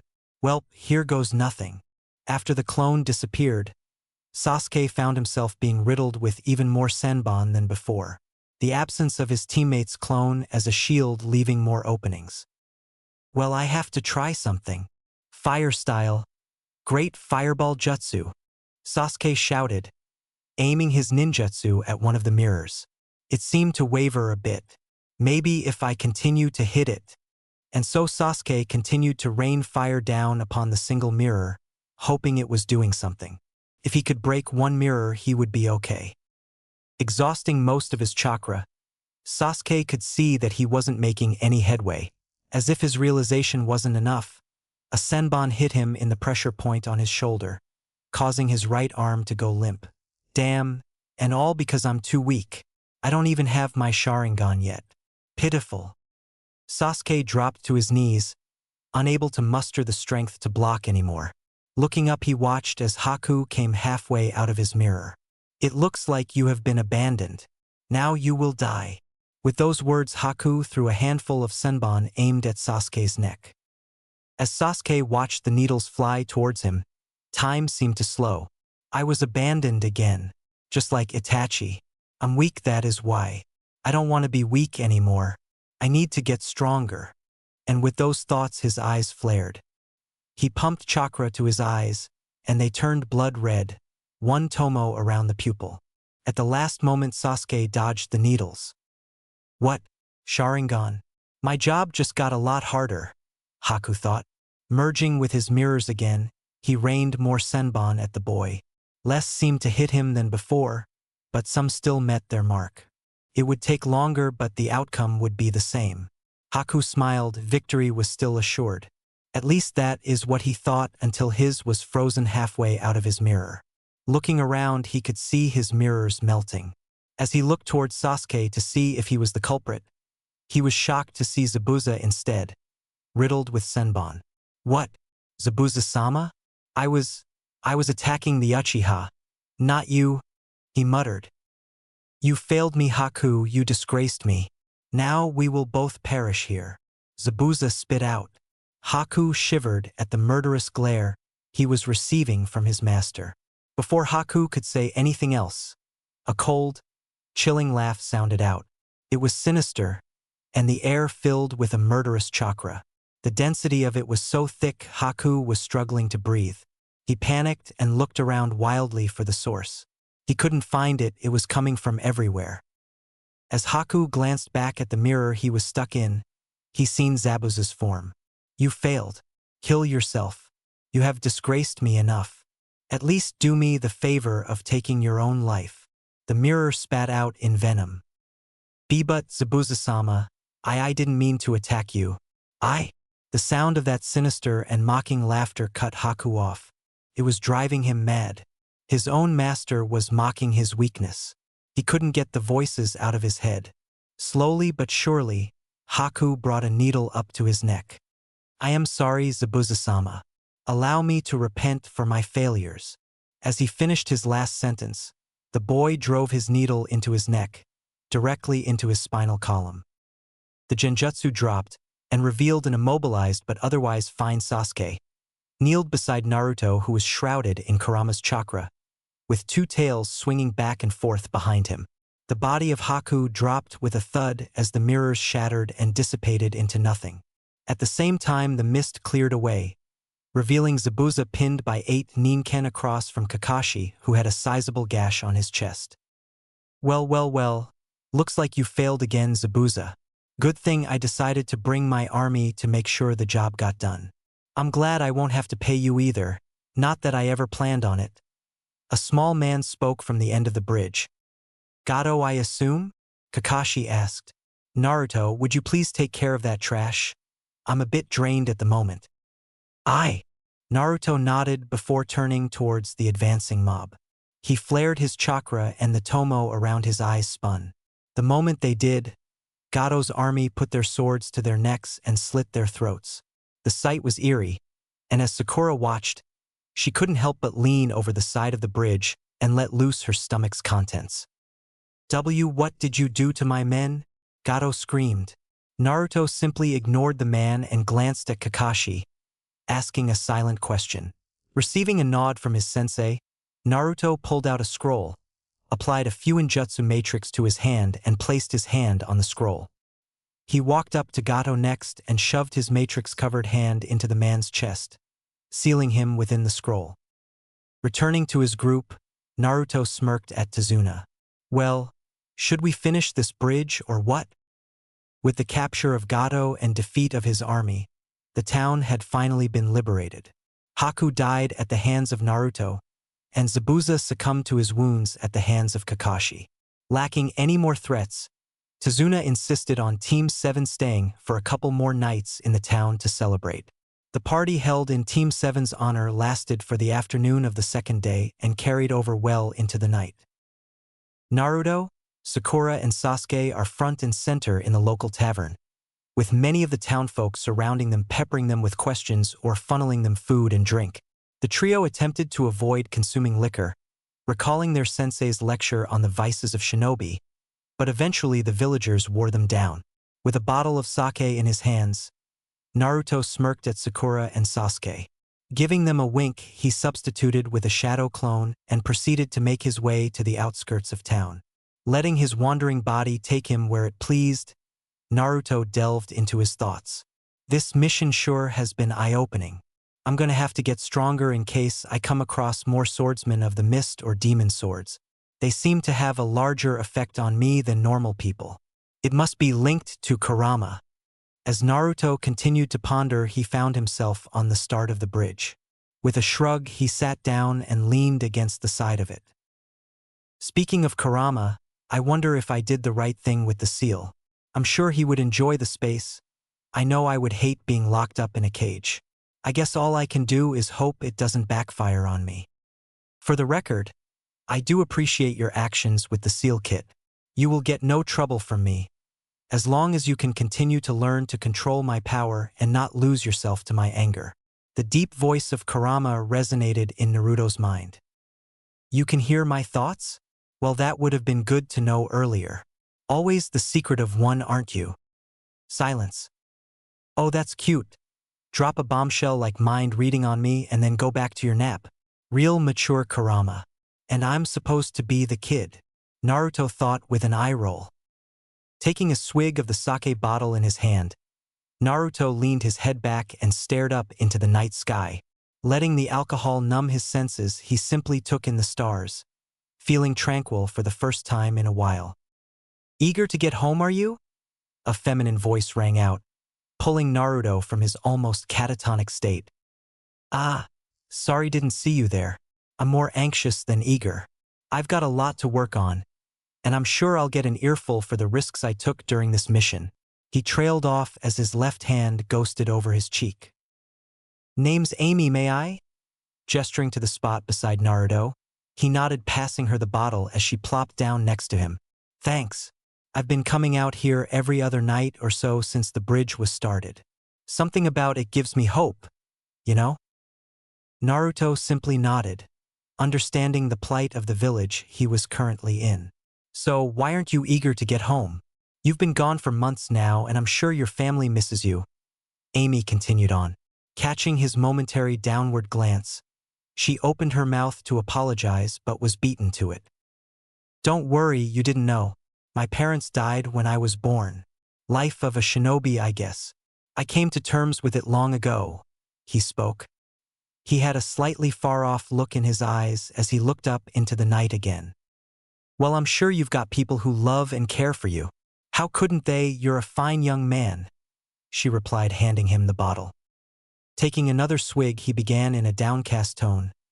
There are certain circumstances, you could say, that I have found myself in due to the details of my birth. They tend to keep most people away from me.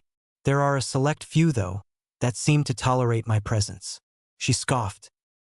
I see, you don't think they really care for you? I'm sure you'd be surprised. I'll bet they love you unconditionally. These select few you speak of. For the first time since she arrived, Naruto glanced over and really took notice of the person beside him. She had long dark brown hair that framed her slender face and brown eyes. She wore a simple green dress and black sandals. She looked about 17. Average is how he would describe her. Average in every sense of the word. But she is nice.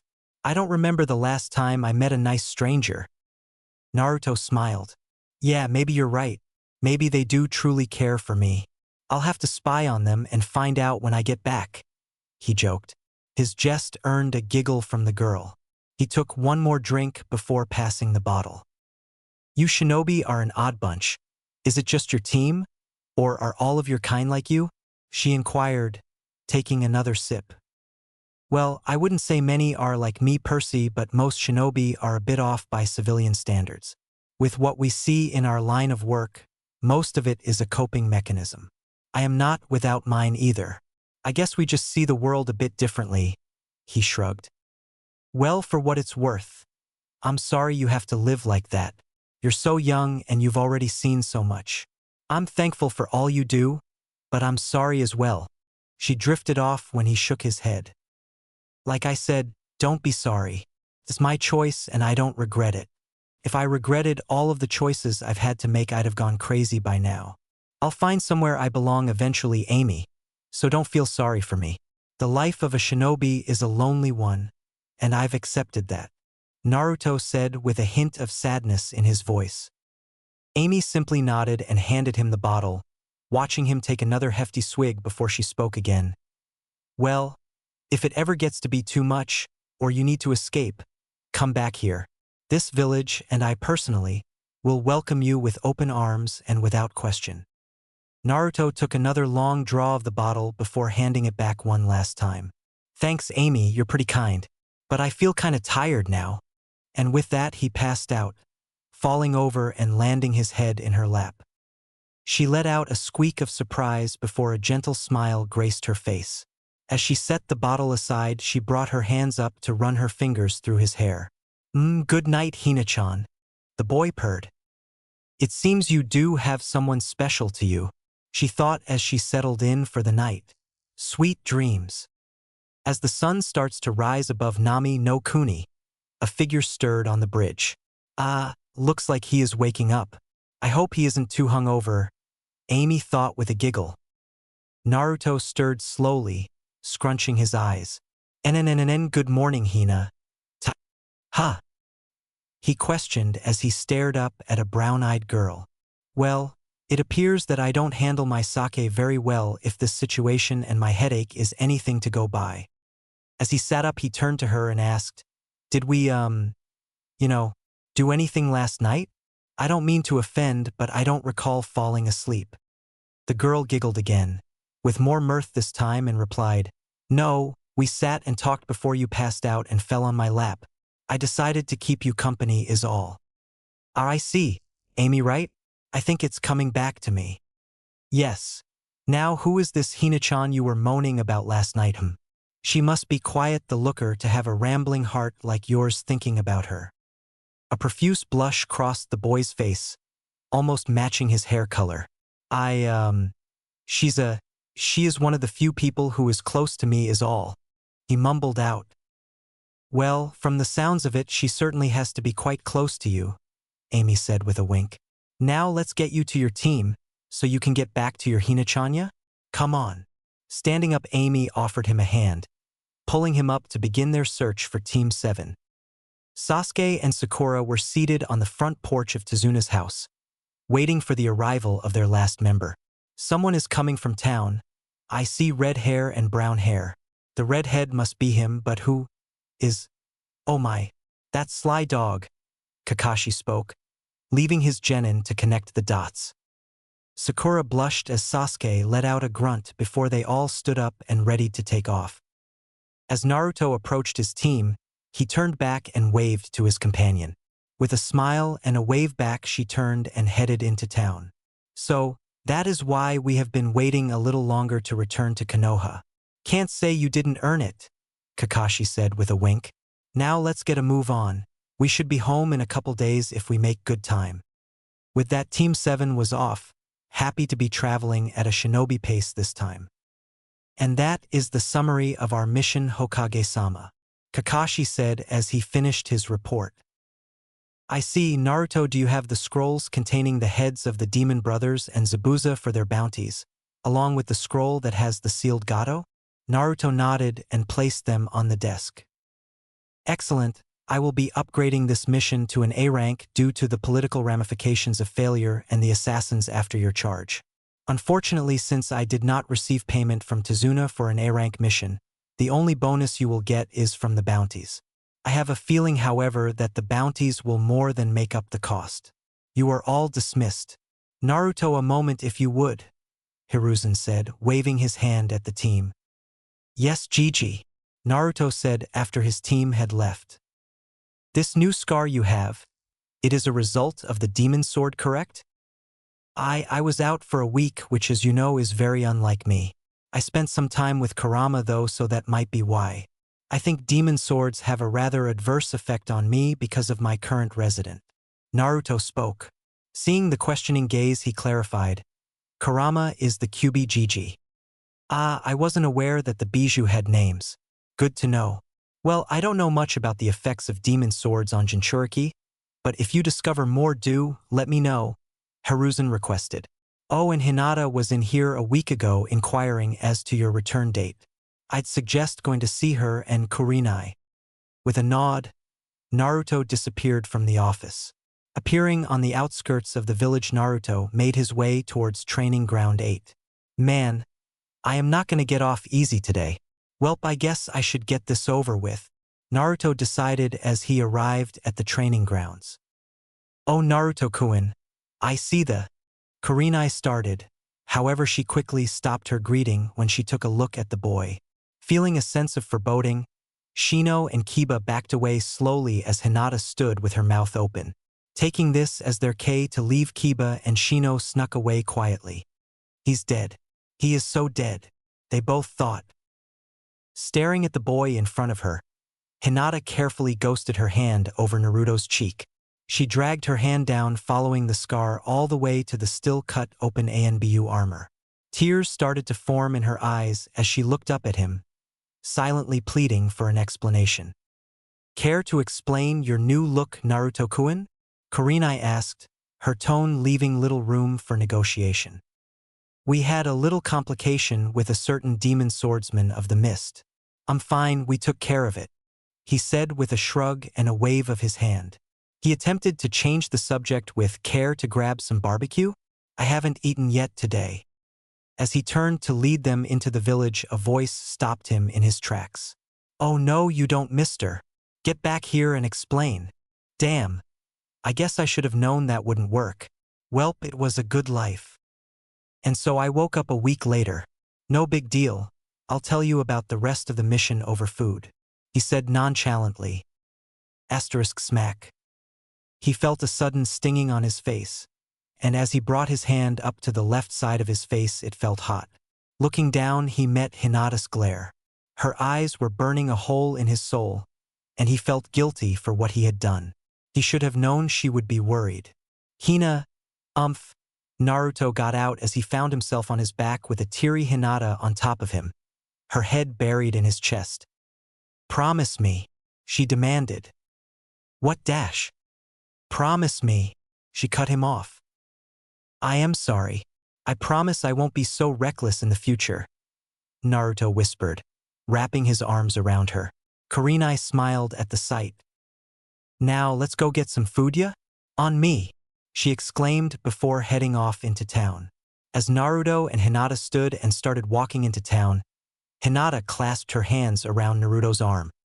Receiving a quizzical glance, she simply said, You owe me for scaring me. Naruto just shrugged and gave her a nod. And you still owe me a cinnamon bun too, she whispered under her breath. It didn't escape Naruto's ears, however, as he smirked. I guess Amy was right. As the winter came to an end, the village geared up to host the Chunin exams. Kakashi had given his team a heads up he would be nominating them for the exams. Naruto decided to work on his Fuinjutsu and attempt to learn the Hiraishin. Kakashi spent his time with Sasuke and Sakura working on their ninjutsu and taijutsu skills. Naruto found most of his learning to be self-taught as Kakashi wasn't a Fuinjutsu master and didn't know the Hiraishin either. So, the exams start today. How far did you get in your training, Naruto? Sakura asked. The team was meeting for breakfast before they headed towards the academy for the first part of the exams. I was able to apply storage seals to my wrists for shuriken and kunai. I also succeeded in increasing the potency of my handheld Fuinjutsu. Haven't made any progress in my dojutsu research though. You guys. Kakashi just worked on our taijutsu and ninjutsu potency. Sasuke picked up a new jutsu though, Sakura responded. HN. Sasuke grunted. Let's just get to the exams. The sooner this is over, the sooner we are promoted. With nods, the team set off for the first exam. As the team passed the second floor on their way to the third, they noticed a large group of genin arguing with two others in front of a door labeled 301. A genjutsu, well, I guess if they can't pick up on that, they don't belong in the exams, Naruto mumbled. Let's get into the room and keep a low profile, scout out the competition. Entering the real 301, Team 7 noticed they were only the second team to arrive. Taking up a position against the wall, Naruto evaluated the other team with his peripherals. A boy with a device on his back and a black bodysuit, a girl with a large fan, and a red-headed boy with a red jumpsuit and a gourd on his back. Their headbands indicate Suna, but what is this weird vibe I'm getting from the redhead? It feels familiar but foreign at the same time. Hey Kurama, do you recognize this aura? It is the aura of bloodlust from the Ichibi, Shikaku. That boy must be his Jinchuriki. The bloodlust leaking from him must mean his seal is weak or damaged, allowing Shikaku to manipulate him. Be careful when dealing with him, Kit. Thanks, Kurama. I'll keep that in mind. Oi, that team over there, the redhead is Suna's Jinchuriki. We should steer clear of them, Naruto warned his team. It seems that the other Konoha rookie genin teams are also here. At least we know some of our competition. His teammates nodded. Avoiding a Jinchuriki was in their best interests. Glancing back at the entrance, Naruto watched as Team 10 approached them. I hope Ino doesn't do something stupid and announce us to everyone. Hey Sasuke-kun. I'm glad you decided to take the exams, she shouted. Nope. I should have known she wouldn't use her head. For the Yamanaka, she sure isn't very intelligent sometimes. As all eyes in the room turned onto Team 7, a spectacled man with white hair approached Sasuke. Sasuke, right? I overheard the blonde over there call your name. Since you have been revealed, would you like some information on the rest of the competition? I have taken these exams 7 times and I have collected information on every person taking the exams. My name is Kabuto. Hearing this, the genin from Konoha condensed around the Chunin exam veteran. Well, who do you wish to know about? He asked the group. Rock Lee, the Suna redhead, Sasuke requested. And Naruto Uzumaki? A Hyuga asked. Looking for an edge, are you Niji? It won't help you against me, Naruto announced. Now let's see if your cards ring true, Kabuto. Very well. Rock Lee, Konoha genin. Age 14. 57D, 21C, 1B rank mission. Teammates, Niji Hyuga and Tenten. Taijutsu expert. No skills in ninjutsu or genjutsu. Gaara of the Sand. Sunagenin. Age 13. 18D, 32C, 15B, 2A rank missions. Son of the Kazekage. Ichibi Jinchuriki. Teammates, siblings Kankuro and Temari. Utilizes sand in his offense and defense. Special note: he has returned from every mission untouched. The information on Gaara was met with several gasps and a glare from Naruto. How does he have this information? I guess we'll see what he has on me. Naruto Uzumaki, Konoha Genin. Age 13. 60D, 15C, 3B, 2A rank missions. Spent 2.5 years in ANBU. 0 unsuccessful missions. Kyubi Jinchuriki. Teammates, Sasuke Uchiha and Sakura Haruno. Son of Min Dash. Naruto grabbed Kabuto by his throat and slammed him into the wall. Leaning forward to whisper in his ear, he asked, "Now how would you know my lineage? None other than myself and 2 others in this village know of it, so do tread carefully." He warned with venom in his voice. "If you decide to continue your report, you will lose your head. My master has given me the information on these cards." Kabuto whispered back. "All right, maggots, listen up. Everyone take a number and take your assigned seat. The exam starts now." A large man with his headband on like a bandana shouted. "The exam will be 1 hour. There are 9 questions in the first 45 minutes. After the first 45 minutes, I will administer the last question. You start with 10 points. For every question you get wrong, you lose a point. If one person on your team fails, the entire team fails. Get caught cheating, you fail. Clear? Begin," he bellowed. These are all Jonin and Kage level questions. I could maybe answer one of them. So I can answer one of them and still pass with 1 point, or I can do as the test is intended and attempt to cheat to get the answers. I think it's about time for a nap," Naruto reasoned. He answered the first question and then put his head down. Glancing to his side, he threw a wink at the quizzical Hinata before shutting his eyes. "All right, scum, listen up. The 45 minutes is up. As you can see, many teams have been removed for cheating. I will explain the rules for the next question. Before I give the question, you have a choice. Leave now and fail. Retake the exams next year. If you stay and get the question wrong, you and your team will be banned from taking the Chunin exams forever. You will remain a genin for the rest of your pitiful lives. Take this opportunity to leave now," the proctor announced. "You can't do that to us. This guy has taken the exams 7 times. Asuna Genin shouted. "Well, you lot are unlucky, because I am the proctor for this exam and I make the rules. Now decide. Your future depends on your decision. Maybe next year you will get lucky and I won't be the proctor," he rebutted. Slowly teams started to disperse. After 10 minutes of waiting, it seemed that no one else would leave. "Is there no one else? No? Very well. Congratulations.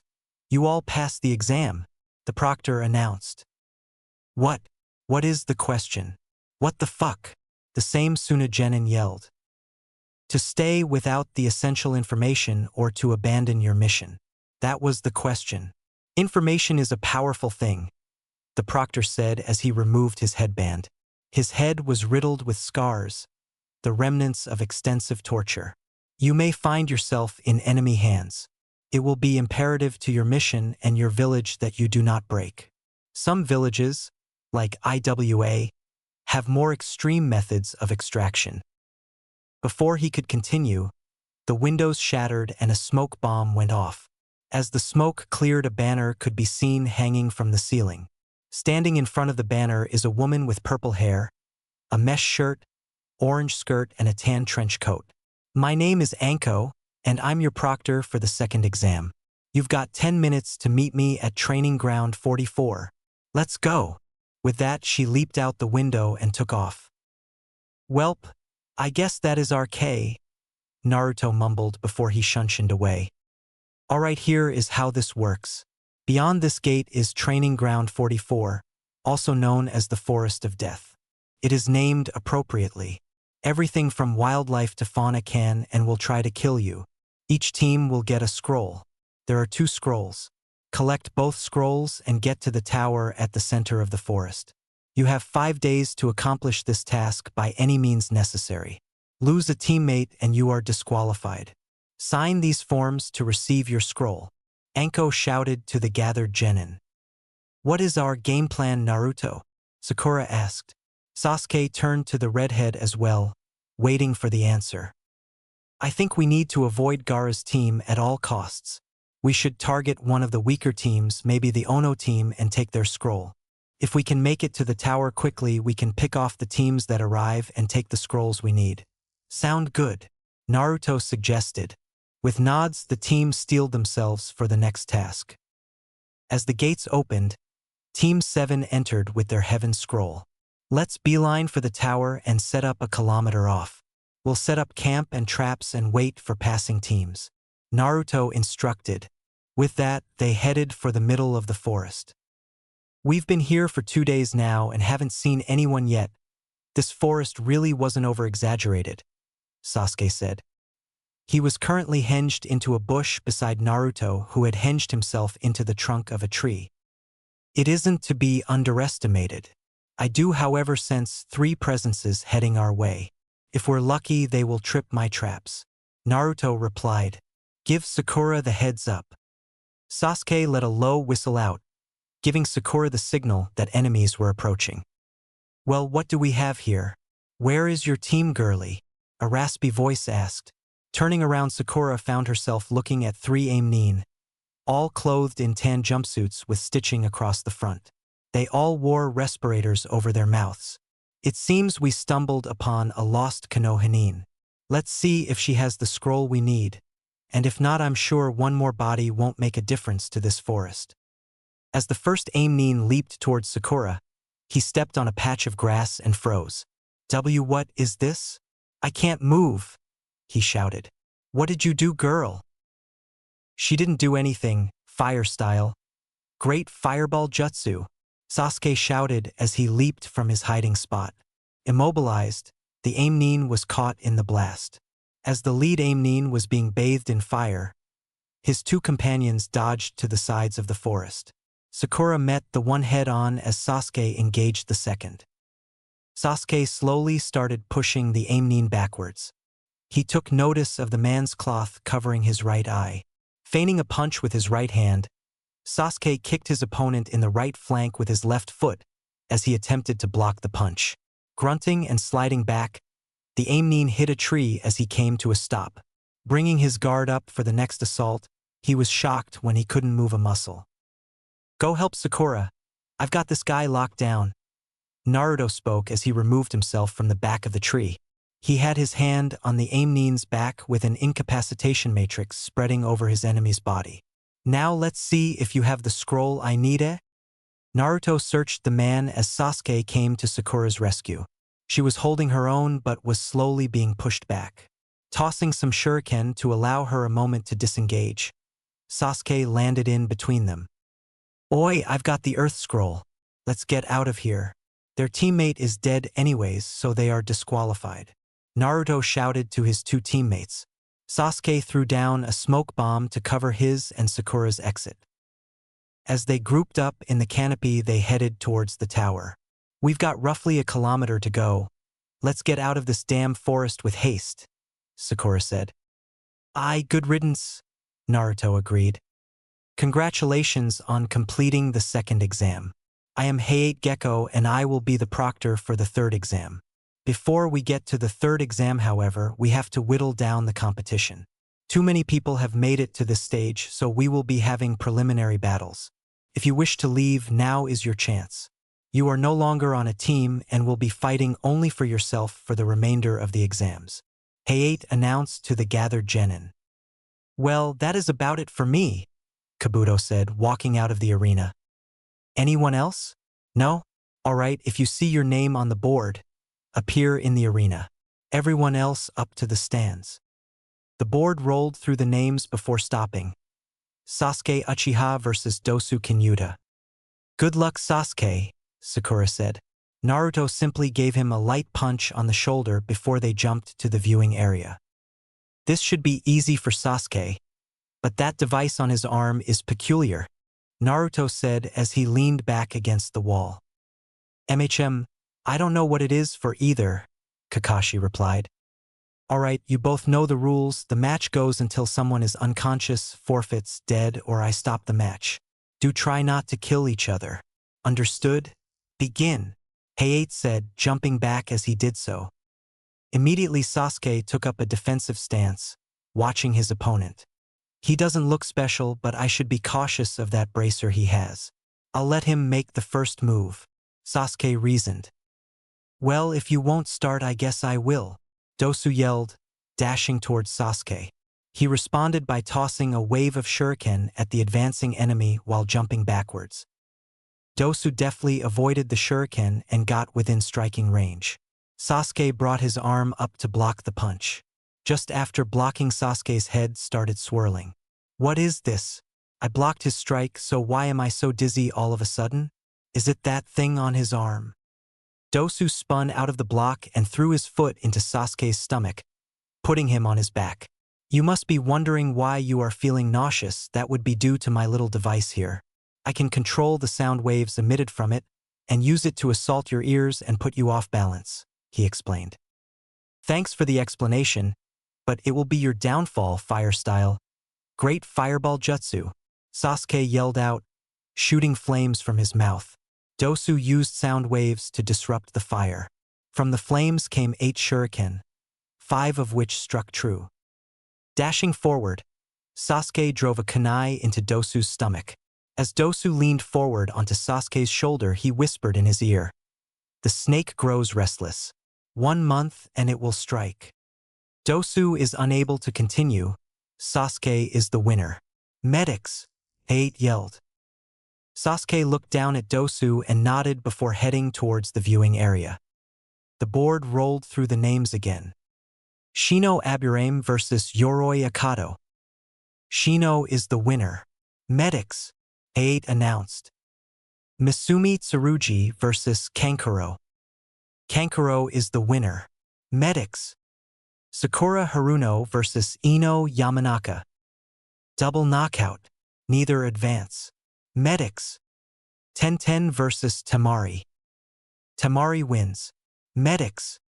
Shikamaru Nara vs. Kintsuchi. Shikamaru wins.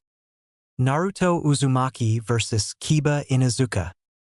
Naruto smirked and shunshined to the arena. As Kiba leaped down, he fixed a feral grin on Naruto. You know, Uzumaki, I've got something to prove to you. I don't think you're any good for Hinata.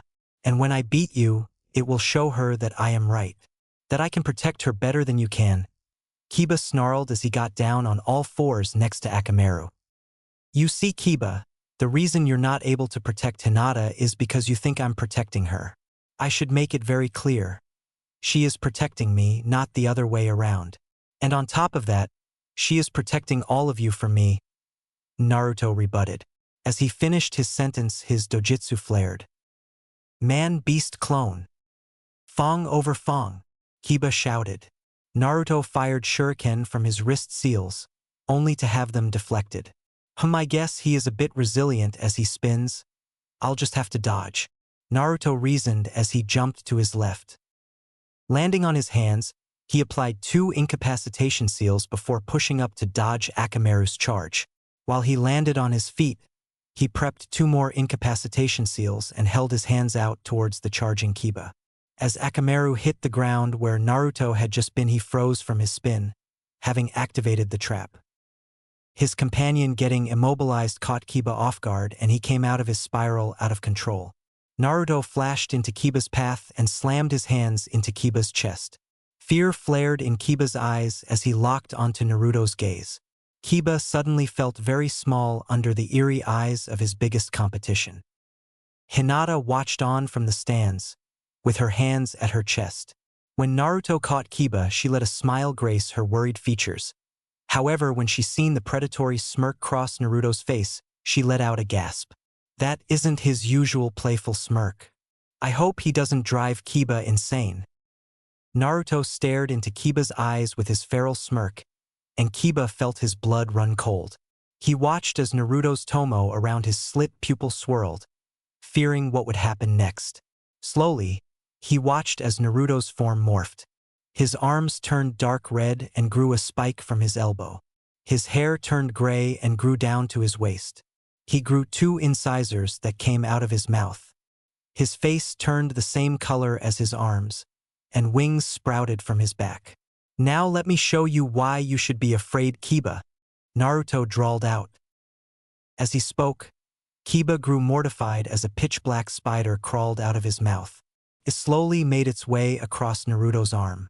It would stop and seem to probe its surroundings with its front legs, seemingly searching for something. As it neared Kiba, it began to move faster and with more focus. It crawled up onto his face and prepared to crawl into his mouth. As it started to make its way into his mouth, everything faded with a shout. Naruto! Enough!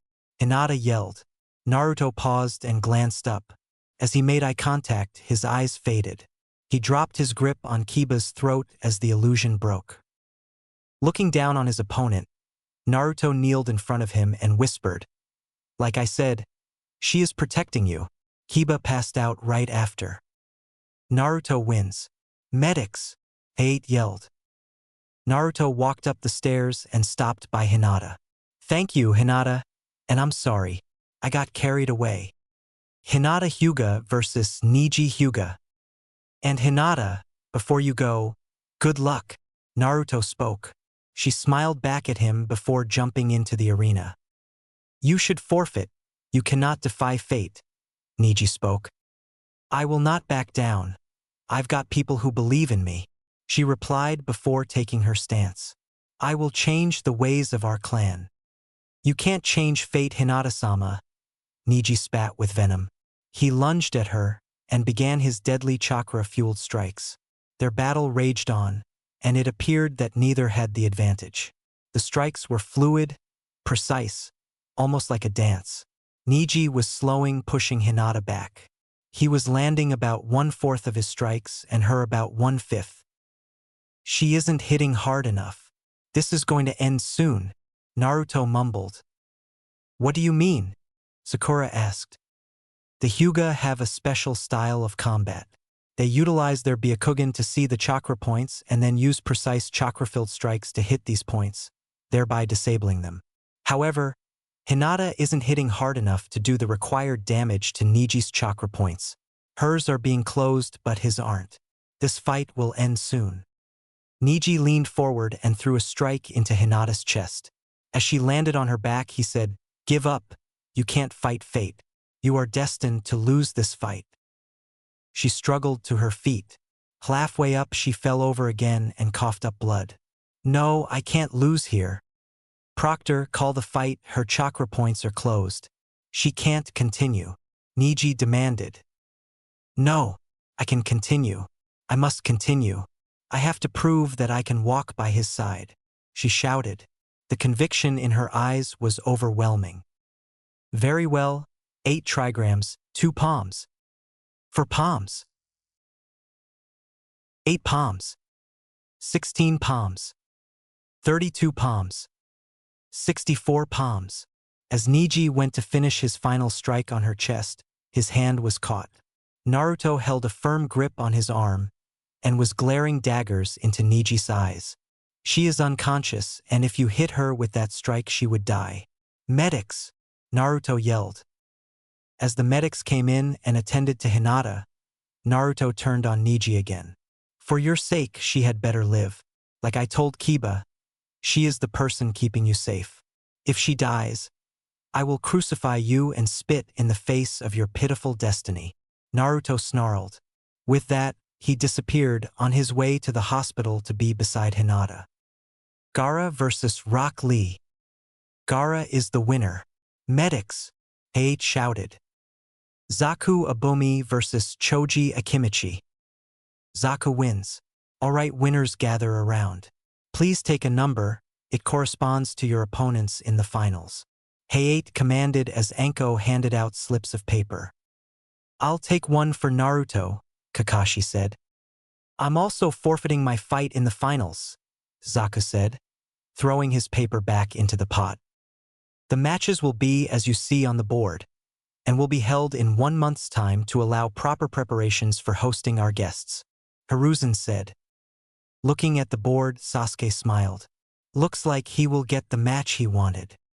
Naruto Uzumaki versus Niji Hyuga. Shikamaru Nara versus Temari. Shino Aburame versus Kankuro. Sasuke Uchiha versus Gaara.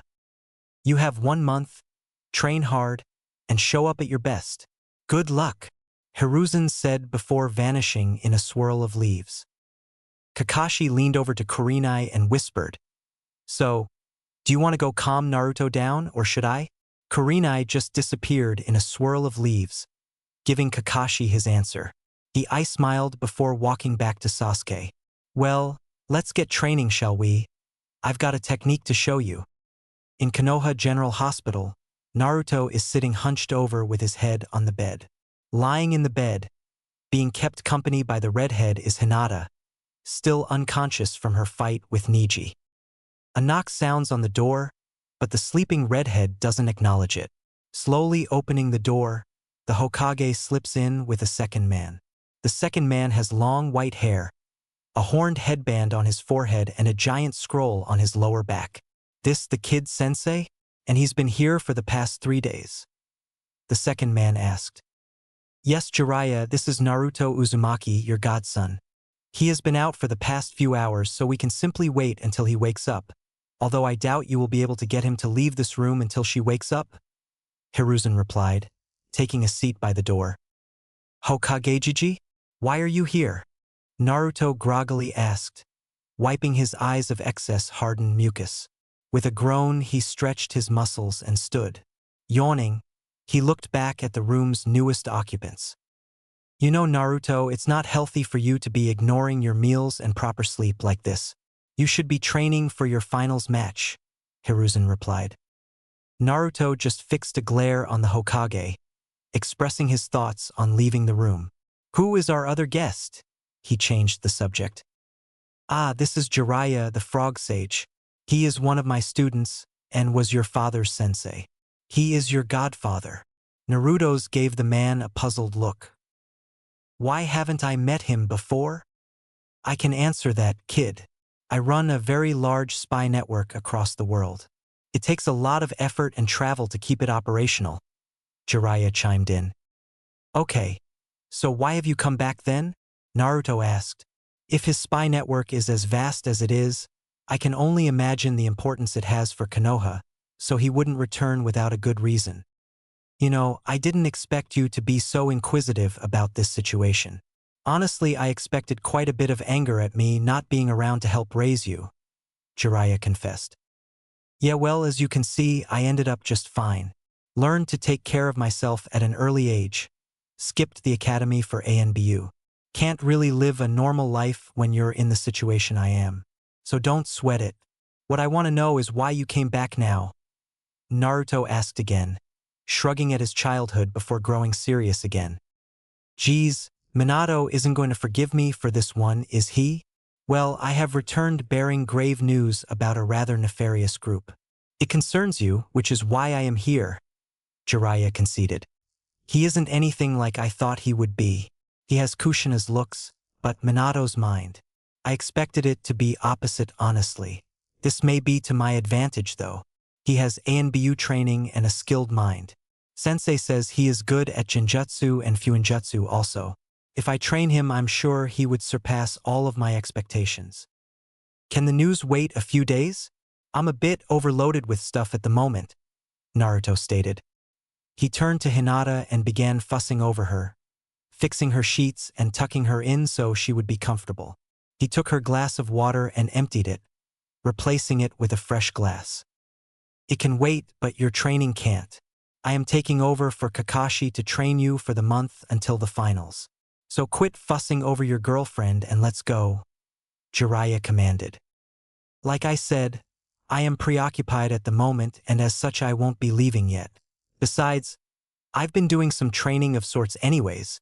Naruto trailed off, I just met him, I shouldn't tell him much about what I've been working on. He might not approve. Do tell. How have you been training when you aren't even eating or sleeping properly? Hiruzen asked, deciding to join the conversation. I don't think I should disclose sensitive information to someone I don't know. Hokage. Jiraiya knows everything already. You can trust him, he will be your sensei after all, Hiruzen replied. Very well. I've been testing a specific Fuinjutsu matrix in my mindscape. Once I have the basis down, I will then experiment with adding timers to it like I have done with my explosion and incapacitation matrices. Kurama is helping me. I trust this won't leave this room, Naruto explained. Of course, but if I may ask, what kind of matrix are you working on? I am rather adept with sealing. I'm no Uzumaki, but I'm one of the best that there is left in this world. Maybe I can lend a hand, Jiraiya asked. Also, who is Kurama? I thought you hadn't left this room in the past 3 days. Fuinjutsu experimentation in his mindscape? At such a young age too. This kid really does have Minato's brains, he thought. I am trying to make a matrix I can apply to my allies, specifically Hinata, that will render my dojutsu ineffective against them. I'm sure Hokage has briefed you on my dojutsu. The issue is that the seal also has to be able to work when I have Kurama's chakra active. Kurama is the Kyuubi, by the way. When I use his chakra, it allows me to utilize my Genjutsu as more area of effect illusions instead of only being able to cast them on people I make eye contact with. If I can create a seal that will allow my allies to be omitted from this area of effect, it would allow me greater freedom when fighting in groups.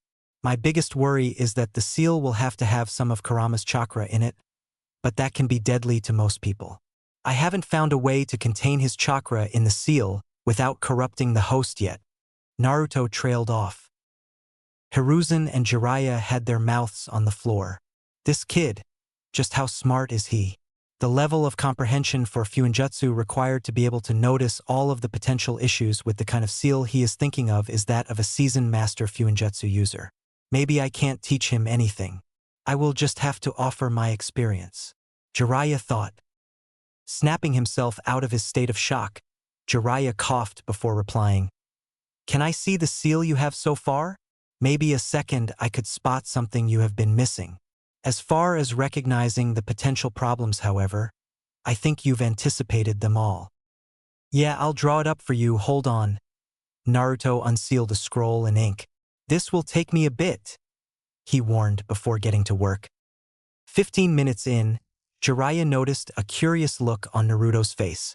Did he just discover a potential issue? It's like he hasn't written it before. Wait, no, it couldn't be. Have you ever written this seal out before? Jiraiya asked. No, I usually use hand seals, and in my mindscape I can create much more complicated seals than I can outside of it, so I've just been using shadow clones to create the seal I imagined over and over again, and then changing the issues I found. Naruto responded, earning another gaping look from the room's occupants. What? You know that not even most Fuinjutsu masters are capable of doing stuff like that, right? That's amazing, Jiraiya shouted. Oi, not so loud. And I know I'm not a normal Fuinjutsu user. It just seems to come natural to me. But more importantly, I think I discovered my issue with containing Kurama's chakra. Here, what do you think of this? Naruto asked, showing Jiraiya his scroll. Well, this to that, and that cycles properly, but what is this blank area for? It should be where you indicators for the dojutsu are for, Jiraiya asked. It's blank because I don't know what my dojutsu is, nor does anyone I have encountered yet. When I find out what it is, I can complete the seal. Well, show me your dojutsu, and maybe I will recognize it, Jiraiya requested. Naruto silently obliged and activated his eyes. Staring back at Jiraiya are 2 yellow orbs, with a black slit for a pupil and 4 tomo around the pupils. Rising out of the boy's back were 2 wings seemingly made of bone. They flapped a couple times before disappearing. So, recognize it? I just showed you the abilities I have discovered and what it looks like, Naruto asked. So, it can cast Genjutsu and it looks like that. I've heard of something like that once before in my travels, but I will have to get word out to my informants across the sea to confirm. I believe it comes from over there, Jiraiya responded. I'll get word out and then return. Once I do get back later today, we'll start your training. Like I said, I am Naruto started but was cut off with a wave of the man's hand. I know what you said. See you later, kid. And with that, Hiruzen and Jiraiya left the hospital room. Naruto sighed and sat back down. Naruto-kun? Where am I? A soft voice asked. His eyes went wide and he whirled towards the bed. Hinata? How are you feeling? You've been getting quite a lot of beauty sleep lately? Naruto asked, reaching over and squeezing her hand. She smiled at the gesture. I'm just sore is all. I don't feel any permanent damage to my chakra points, she answered. Now tell me why you look like hell, Naruto-kun. You better not have been neglecting your health to sit here and mope. She fixed a stern glare on her face, but her eyes sparkled in silent gratefulness. The guilty downward glance of Naruto gave Hinata her answer. Baka, she whispered, flicking him on the forehead. You should be training for your match in a month, not doting over me. I'm not too worried. I'm confident I can beat Neji, and your well-being is more important than some exam anyways. He shrugged, giving her his infamous smirk. Why you face Neji-san? Are you going to kill him? She asked, her voice hesitant. When he didn't respond, she spoke again. I don't want you to kill him, Naruto-kun. I know you are going to teach him a lesson, but don't kill him, okay? He can still change his path. Naruto didn't reply, but simply looked away and nodded. I'm serious, Naruto.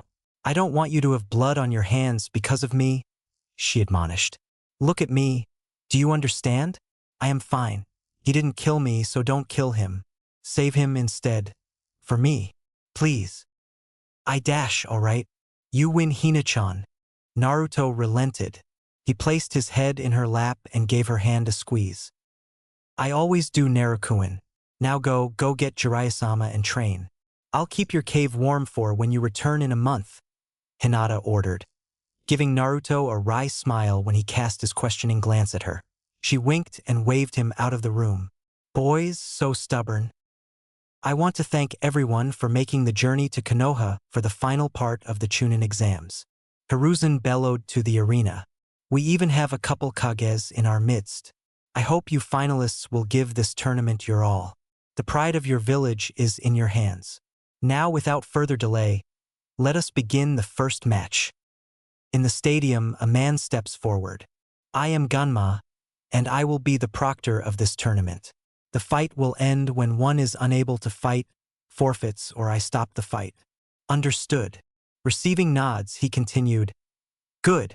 First match is Naruto Uzumaki versus Neji Hyuga. Everyone else move to the observation room. Are both of you ready? Begin, Genma said, jumping out of the way. He could feel the tension in the air. So you have decided to fight fate. The outcome of this match has already been decided. Your resistance is futile. Neji spoke, taking his Juken stance and activating his Byakugan. Naruto smirked before activating his Dojutsu. Whose eyes do you think are better? His Tomo spun rapidly, and he prepped his hand seals. Shadow Clone Jutsu. 20 clones spread out around Neji, some using their shuriken seals on their wrists to launch a ranged assault. He's forcing me to this already. Rotation. Neji rotated in a tight circle, propelling chakra from his hands, creating a dome around him. The incoming shuriken bounced off the dome. The clones landed just outside of the range of the dome, placing incapacitation seals on the ground. 10 clones prepared explosion seals and leaped at the chakra dome around Neji. Hitting it at the same time, a massive explosion went off, the resulting smoke covering the impact area. Dashing out of the smoke came Neji. With quick and precise strikes, he dispelled all of Naruto's clones. The explosion had disabled the incapacitation seals and left Neji a clear path forwards. Taking advantage of the opening, Neji closed the gap between himself and his enemy. As Naruto watched Neji close in, he prepped incapacitation seals on his hands and smirked. Like herding sheep, he thought. His Tomo flared again as he defended the chakra-filled strikes.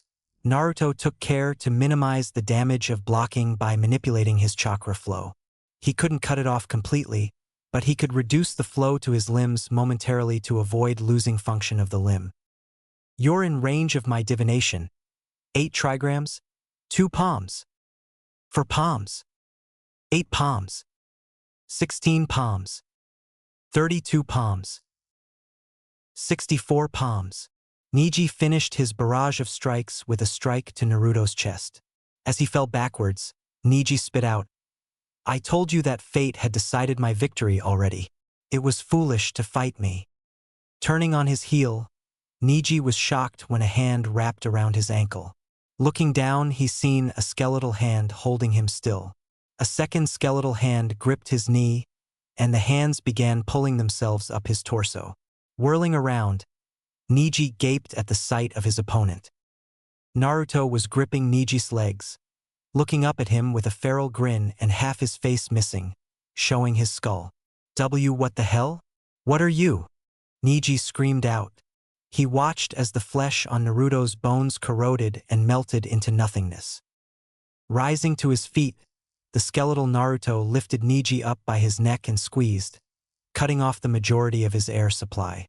"You had no chance of winning the moment you stepped into this arena, Neji. Your fate is nothing but a joke. Wake up and see what's around you," Naruto spoke. Suddenly Neji's vision shattered, and the pieces fell like glass to reveal the reality of things. Being held up by the throat by Naruto, his entire body was covered in a sealing matrix. Looking into his opponent's face, he observed the smug smirk on Naruto's face. "Now that you've joined us in the realm of reality, let me test a new seal on you. It's particularly nasty, but I'm sure it will give you an idea about what your own techniques do to people," Naruto explained. He formed a seal on the tips of his fingers and smiled wickedly. Thrusting his hand into Neji's stomach, he dropped him on the ground. Neji writhed in pain on the ground. Looking down with his Byakugan, he could see chakra leaking from every chakra point in his body. To the average observer, Neji was bleeding profusely from many points on his body. Slowly, Neji's movements began to slow, before he stilled. Having fallen unconscious, Naruto prepared his seal to stop the hemorrhaging Fuinjutsu. Neji Hyuga is unable to continue. Naruto Uzumaki wins, Genma shouted. The crowd was deathly silent as Naruto leaned towards Genma. "He needs medical attention immediately or he will die," Naruto warned. Genma nodded and motioned for the medics to make haste. The bleeding had stopped, but the loss of blood and chakra was severe. In the crowd, many who knew Naruto were lost in thought recalling the battle. Jiraiya in particular was quite shocked about the battle. To everyone but Neji, the match was over quickly. Neji had performed a seemingly random defensive rotation before rushing at Naruto, being lifted by his neck and having seals placed on him. It was over in 5 minutes. Jiraiya shivered at the power of Naruto's Genjutsu. The silent crowd was justified by how fearful this display was. The horrified screams of Neji alone would strike fear into one unknowing of the redhead's abilities. In the honored guest's booth, the Kazekage was deep in thought as well. "I'm going to have to move the invasion up." It didn't look like the boy used much of his reserves, but any bit under 100% is better than having him at 100%. "I'll give word for Gaara to unleash his wrath during his match. Hopefully the next 2 end as quickly as this fight. I'll give word for Kankuro to forfeit as well. Temari won't even if I order her to, so no point in asking her." Next match is Shikamaru Nara versus Temari, Genma announced. Temari is the victor by forfeit. I have also received word that Kankuro has forfeited the next match against Shino Aburame, making him the winner. The next match will therefore be Sasuke Uchiha versus Gaara. Competitors, please enter the stadium, Genma announced to the arena. Gaara and Sasuke appeared in the arena in a flash of sand and leaves respectively. Gaara fixed Sasuke with a bloodthirsty glare as sand circled his body, almost resembling a snake waiting to strike. "You both know the rules, begin," Genma shouted, leaping back out of the way. Gaara grinned widely while waiting for his opponent to strike. "Mother wants your blood," he shouted. raising his hand and firing sand at Sasuke. Sasuke took evasive action, dodging the sand while making his way closer to his opponent. Activating his Sharingan, he made some hand signs while running. Fire style, great fireball jutsu, he shouted, launching a massive fireball at Gaara. Sand flared up and encased Gaara, protecting him. However, it seemed the fire was hot enough to turn the sand to glass. Sasuke slid to a stop and started channeling chakra. He engulfed his arm in lightning chakra, and Chipring could be heard throughout the arena. Chidori, he shouted before continuing his charge at Gaara. He reached Gaara and plunged his Chidori into the glass encasement surrounding him. The lightning carved through the glass, and with Sasuke holding his hand in the hole, everything went quiet. Suddenly a murmur could be heard from the sand. Blood, blood, blood, my blood. Is that my blood? You made me bleed my own blood. No one makes me bleed my own blood. The scream was deafening, and promptly after the sand exploded outwards. Sasuke retreated to the edge of the arena. This isn't good. I knew he was unstable, but this is another level. Temari, we need to grab him and move now, Kankuro shouted. Both of the siblings vaulted into the arena and smokescreen from the explosion. After a tense moment, Temari cleared the smoke with her fan to reveal Kankuro holding Gaara with his puppet. Let's move. We need to vacate the area. It's beginning. As the Suna siblings leaped from the arena, a massive crash sounded from the western outskirts of Konoha. 3 giant snakes made their way through the wrecked wall. Hokage-sama, we are under attack from Otonin and Sunanin, an ANBU reported, appearing in the Kage box. What is the meaning of this Kazekage? Hiruzen demanded. Standing, the Kazekage dropped his robes, revealing himself to be the Hokage's student. Orochimaru, I should have known. Hiruzen scowled. Very well, you leave me no choice. I will finish here what I started years ago. Caught in the chaos, Naruto was frantically searching for Jiraiya or Kakashi to get the gist of the situation. Spotting the white hair of his sensei and old partner, he dashed towards him. Kakashi-sensei, what is going on? And what are my orders? Oto and Suna are invading. Orochimaru has engaged the Hokage. You are to assemble a small strike team and go after the Suna Jinchuriki. He is highly unstable and must be contained. Any and all methods are authorized, Kakashi ordered. With a nod, Naruto disappeared. I've got to find at least 2 more people to form this strike team. Hinata for tracking would be good, Shikamaru for tactical. Speak of the devil. Shikamaru, we are under attack from Oto and Suna. I need you with me. We need to find Hinata and 1 other person for a pursuit and subdual of the Suna Jinchuriki. Naruto said. Gotcha, Hinata was just over there with Shino and Kiba. Let's grab them. Shikamaru replied. Naruto nodded and took off. Hinata, Kiba, Shino. I need you 3 with me and Shikamaru. We are to pursue and subdue the Suna Jinchuriki. Do you understand the mission? Naruto asked upon finding Team 8. Shino and Hinata nodded, but Kiba opened his mouth. Wait, what is going on? We are under attack from Suna and Oto. The Suna Jinchuriki was taken by his siblings and we are to pursue them and subdue the Jinchuriki, preferably before he loses control completely. You 3 are the best tracking team we've got. Let's go, we are wasting daylight. Naruto confirmed for Kiba. With that, the impromptu group was off, chasing after their prey. Spread out in arrowhead formation. Kiba on the left, Shino on the right, Hinata at the front, Shikamaru in the middle and myself at the rear. Move as fast as possible. Naruto barked, receiving nods and silent compliance. The team had been traveling for 45 minutes before Kiba spoke up. I smell their trail. Hinata, Shino, do you guys have anything? I can't see anything. Shino, Hinata answered. My bugs have found them for kilometers ahead. We will meet them in 20 minutes at our current pace. Plan for engaging? Shino replied.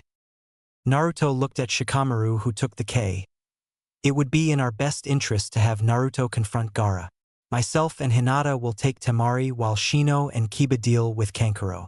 Naruto, if you can get Gaara under a Genjutsu, that can save us a lot of trouble. I don't want him losing control completely. We should also try and separate Gaara from his siblings. Questions? Shikamaru explained.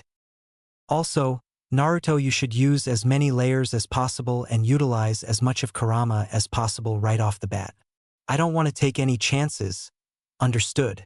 Shikamaru asked. A nod from Naruto had them refocusing on their approaching target. The target is just up ahead. Get ready, Hinata said. Kankuro's puppet has Gaara. Take the puppet out first. Kiba, it is your job to separate Gaara from the puppet, Shikamaru ordered. Man-beast clone. Fong over Fong, Kiba shouted, barreling in towards the puppet. Caught by surprise, the puppet dropped Gaara. Shino swarmed Kankuro with his insects as Hinata dove at Temari. Shikamaru landed at the edge of the small clearing and prepared his shadows. Naruto took this opportunity and prepared his incapacitation Fuinjutsu. Rifling towards Gaara, he activated his dojutsu and drove his hands into Gaara's chest, spreading a sealing matrix across the Suna Jinchuriki. Naruto tossed Gaara over his shoulder and took off further into the forest, leaving his comrades to deal with the other two Sunanin. Coming to a clearing, Naruto placed Gaara against a tree and tied him up. I can't imagine this is going to hold him. I can feel the malice coming from him, Naruto mumbled to himself. Kit, you should reinforce your seals and start layering Genjutsu on him. I can feel Shikaku's chakra swelling inside him. If he breaks loose, the only way to beat him is for me to take over, and I don't think you can bring yourself back after that yet. Kurama spoke in Naruto's mind. Alright Kurama, let's go to Four Tails, and I'll layer as much as I can, Naruto responded. He activated his dojutsu and starting pumping Kurama's chakra outwards. A blood-red chakra cloak formed around him, bubbling with energy. Slowly a tail grew from the cloak as Naruto's features grew more feral. His incisors grew and stuck out of his mouth. His fingernails elongated and came to a sharp point half an inch past his fingertips. The tail split into four tails, swaying to and fro behind the boy. Naruto dropped to all fours and fixed his gaze on Gaara. We have to keep him awake, but subdued. If he goes unconscious, then Shikaku will be released, Kurama warned. Naruto nodded as his tomo flared. Gaara's eyes widened as a serene setting encompassed him. A soft smile crossed his face. This is nice, he mumbled. It's been so long since I've slept. Maybe just a little nap. Fuck, he's gonna fall asleep. Gotta change the settings. But what could keep him calm? Maybe a slaughter. Naruto panicked before slowly layering yet another illusion into the jutsu. As Gaara was about to nod off, he heard the familiar sounds of battle. In the distance, the ringing of kunai and shuriken could be heard. Blood, mother wants blood, the boy screeched before launching himself towards the chaos. He reveled in the madness of battle. A vicious smile adorned Gaara's face as he slaughtered the endless onslaught of foes. This feels amazing, he yelled. Does this please you, mother? His relentless attacks continued on the sea of ninja charging down towards the gully he found himself in. More? You want more, mother? Take as much as you want, mother. With that final yell, Naruto could feel a disturbance. Time slowed as Gaara fell upon the ground, suddenly unconscious. Fuck, what happened? Kurama, we've got a problem. I can feel the Ichibi coming. Naruto trailed off as a massive explosion of sand occurred at the center of the gully Gaara had fallen in. The illusions all cracked and shattered, leaving a grossly disfigured Gaara where the boy and tree originally were. He had a massive tail of sand extending from his back, with blue lines covering it. His right arm was encased in a large claw of sand that touched the ground when he stood straight. Kurama, what options do we have here? Can I deal with this with four tails? Naruto asked. The boy is still conscious, but he is rampaging. If you can drain him but avoid knocking him out, we should be okay. Naruto nodded and prepped his seals. Dojutsu would no longer work on the Jinchuriki as he was in a blind rage. His only option was his new seal. This is going to be dangerous. Hopefully this seal can pull through. Dashing forward, Naruto released a hail of shuriken from his wrist seal, attempting to get close enough to apply the seal. I have to avoid applying the seal to the chakra cloak and hit him directly. He rolled to his right to avoid a piercing overhead strike from the sand tail. Using 2 of his chakra tails, Naruto pinned the sand tail. Continuing forward, he ducked under the horizontal swipe of Gaara's sand claw. As the limb passed over top of him, Naruto applied his strongest explosion seal to it, hoping for a distraction. As the explosion went off, Gaara screeched in pain. As he flailed around, Naruto seen his opening. Closing the distance, Naruto slammed his left hand into Gaara's chest, knocking the boy off his feet and onto his back. He used his 4 chakra tails to pierce and pin the limbs of his opponent, watching as the seal spread across his body. Slowly and methodically, Gaara started bleeding from his chakra points. He writhed in pain, unable to free himself from the agony. Naruto let out a sigh. The seal was working. His relief turned to horror as he heard a voice yell at the duo, "Gaara, enough! The invasion is over. We lost." It was Temari who was yelling from the edge of the clearing. Gaara's eyes shot open, and his head twisted backwards at a disturbing angle. A grin appeared on his face as he mumbled one word, "Blood." Gaara's sand tail shot forward towards his sister. Shocked by the aggression, she froze and held her arms in front of her. The sickening sound of flesh being torn was heard, and hot blood hit Temari's face. She opened her eyes and found herself staring into Naruto's face. He had the sand tail through the right side of his chest, and blood coming from his mouth. Gaara, subdued. "Get Hinata. I'm going to lose control." Naruto coughed out. Temari watched as his eyes rolled back into his skull, and a malicious killing intent made itself present. Naruto fell to the ground as his blood-red chakra cloak seemed to swirl and bubble. The clearing was rising in temperature fast. Temari's eyes grew wide when she seen a 5th tail emerge from Naruto's chakra cloak. The anger and malice in the air screamed at her instincts to run. Get anywhere from here, but she found herself frozen in her spot. She was broken from her stupor when 5 figures entered the clearing. "What the fuck is that?" Kiba shouted, pointing at the blood-red blob of chakra with 6 tails on the ground in front of Temari. "Temari, get away from him." Kankuro, grab Gaara. Shino, Shikamaru, Kiba, stay out of this. He will kill you if you get too close. Hinata ordered. She stepped into the clearing and stood a few feet away from the chakra monstrosity on the ground. Kankuro and Temari had grabbed Gaara and retreated to the edge of the clearing with the 3 Konoha genin. "Hinata, get back. He is going to lose control. He could kill you," Kiba shouted. Hinata rounded on Kiba and fixed him with a glare that stopped him cold. "Did you forget what Naruto told you after your fight? Under no circumstances are any of you to enter this clearing, understood? One of you needs to get Jiraiya-sama as fast as possible." Hinata turned back towards Naruto and watched as the form of a boy with 6 tails rose from the ground. The figure's eyes were an eerie white, a stark contrast to his blood-red body. The figure took a cautious step towards Hinata and opened its mouth. It didn't say anything, but it opened and closed its mouth a few times. "Hi Kurama, I need you to calm down and give me Naruto back. Okay?" Hinata said as she smiled at the figure. She coated her hand in her familiar blue chakra and held it out to Naruto. The figure cocked its head to the side, seemingly regarding the foreign gesture. He stood staring at the hand for 20 minutes. The whole time Hinata stood with a gentle smile on her face. The onlookers were too stunned to speak, not wanting to set the figure off.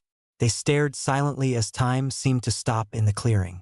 A gasp escaped Temari as the figure moved his arm, breaking the stalemate. Slowly, Naruto raised his hand and placed it in Hinata's. She closed her hand around his and pumped more chakra into her hand.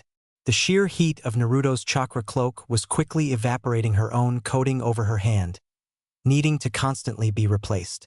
Hinata never dropped her smile as she continued to drain her chakra reserves. In her peripheral, she sighed when she watched a frog pop up behind Shino and open its mouth, revealing Jiraiya with one of Shino's beetles on his shoulder. Fixing her attention back on Naruto, she covered herself in chakra and stepped forward.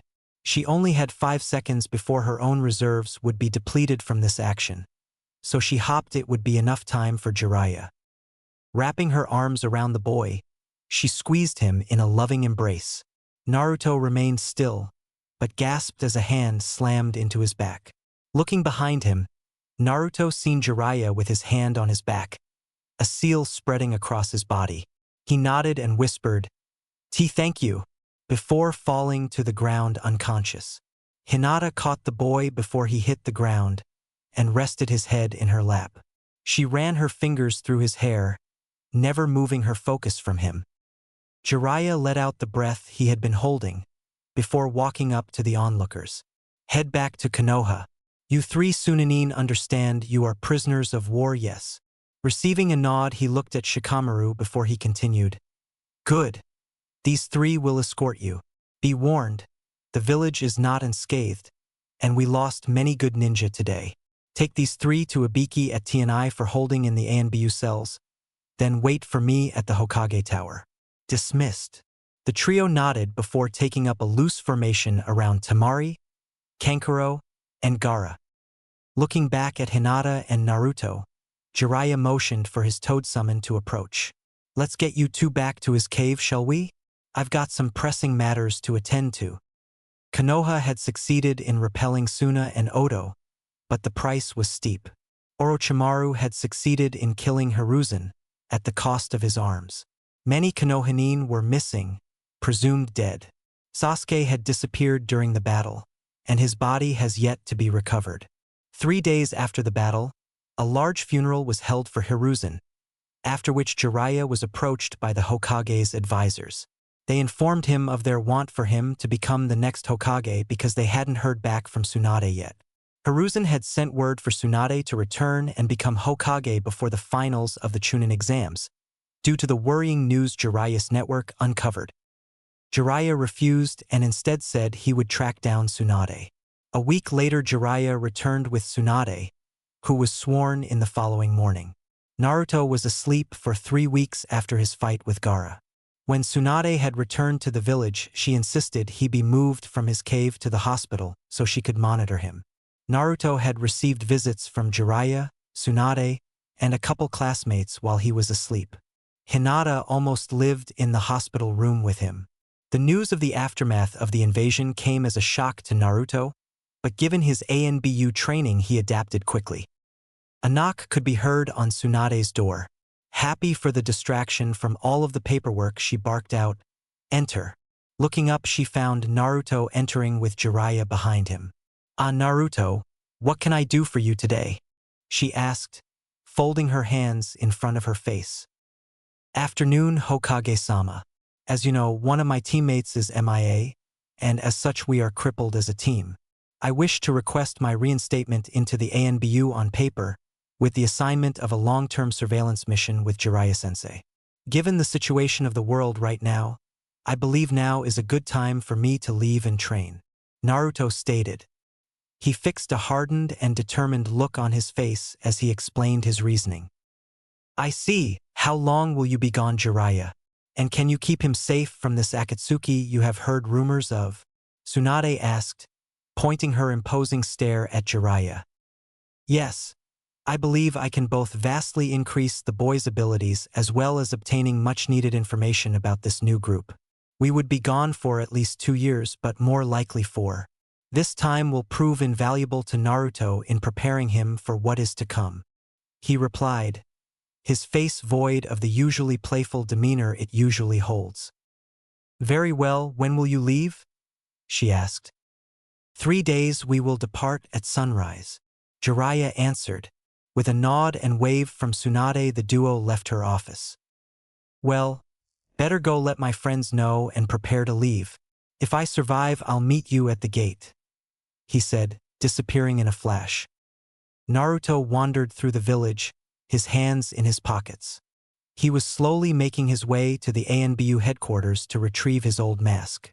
If he was going to be reinstated, he might as well get his mask back. As he walked through the village, the finishing touches of reconstruction were being completed on the destroyed buildings and the wall. Naruto had been asleep for most of the construction and hadn't seen the true scope of devastation that befell the village. Reaching the ANBU HQ, he entered and was greeted by the recruitment officer. Uzumaki-san, returning at last, please go ahead. Your locker is as you left it. Naruto nodded and continued to the locker room. Opening his locker, he reaching in and grabbed the only thing inside. A white mask in the shape of an owl face, with a line down the left side passing through the eye. Sighing, he sealed the mask in a storage seal on his headband and exited the building. I should probably tell Hinata that I'm leaving, and Sakura since we are teammates. I'll tell Sakura real quick before I go find Hinata, Naruto thought to himself on his way through the village. Naruto made his way to the Haruno household. With a brief knock, he stood outside waiting. Moments later, Sakura answered the door. Hello. Hey Naruto, what's up? Please, come in, she said, beckoning him inside. I just wanted to tell you that since Sasuke is MIA and our team is sidelined because I will be rejoining the ANBU. I am leaving in 3 days for an extended surveillance mission and could be gone for a couple years, Naruto said, standing in the entryway now. Oh, I see. Well, thanks for telling me. I'm assuming you need to get going and tell someone else, yeah? Sakura replied with a playful smirk. Naruto nodded and made his exit. Now the challenging one. Might as well get this over with as quick as possible, Naruto reasoned before flashing away to the Hyuga compound. Approaching the gate, he was halted by the guards. State your business, one demanded. I am looking for Hinata-sama as I wish to speak with her. It is an urgent matter. Is she available? Naruto responded, thanking his ANBU training for being able to act professional at this compound. The Hyuga family still wasn't fond of him. No, she is currently occupied. I will let her know you wish to speak with her, the guard replied. With a nod, he left. The Hyugas might not like him, but they always did perform their duties. I guess I could just go back to my cave and wait. She should be able to find me pretty quickly with her Byakugan, Naruto thought before heading towards his dwelling. On his way home, he picked up some cinnamon buns, whistling to himself throughout his walk. He stopped in at a few more shops, collecting ingredients for a meal tonight. I wish Kurenai were around, but with the chaos of the invasion, all available Jonin are on missions right now. I probably won't see her until I return. That isn't going to be a fun conversation either. He shivered at the thought of that talk. He was pulled out of his musings as he arrived home. Putting his dinner supplies down, he set about preparing for his journey. He knew Hinata would want to cook with him, so he would take care of some other tasks while he awaited her arrival. Unsealing his mask, he set it on a bench beside his ANBU chest armor. He took his bracers off and placed them down as well, emptying his shuriken and kunai seals into large boxes beside the bench. He began the menial task of counting his supplies. Naruto decided that his current stock of 200 shuriken and 120 kunai would be enough until he could resupply wherever they stopped. Next, he set about taking measure of his Fuinjutsu supplies. He removed 22 scrolls from his seal on his belt, and also removed 4 bottles of ink and 2 brushes. I'll have to restock my ink and scrolls. I'll do that tomorrow. Before Naruto could continue with his inventory, he looked up and found Hinata leaning against the entrance to the cave. Her face was contorted into a look of worry and fear, and her gaze was fixed on the mask on his bench. Naruto sighed as he stood up and waited for her to recompose herself. Are you going back? She whispered. He had to strain his hearing to catch it, but he did. He didn't open his mouth, just nodded. Her gaze was still stuck on the white owl mask. With shaky steps, Hinata made her way to the bench. She picked up the mask cautiously, almost as if it would reach out and bite her. Tracing her fingers over the thick black vertical line on the left side of the mask, a tear fell from her eye. This seemed to break the dam as she started sobbing quietly. Naruto took the mask from her and placed it on the bench.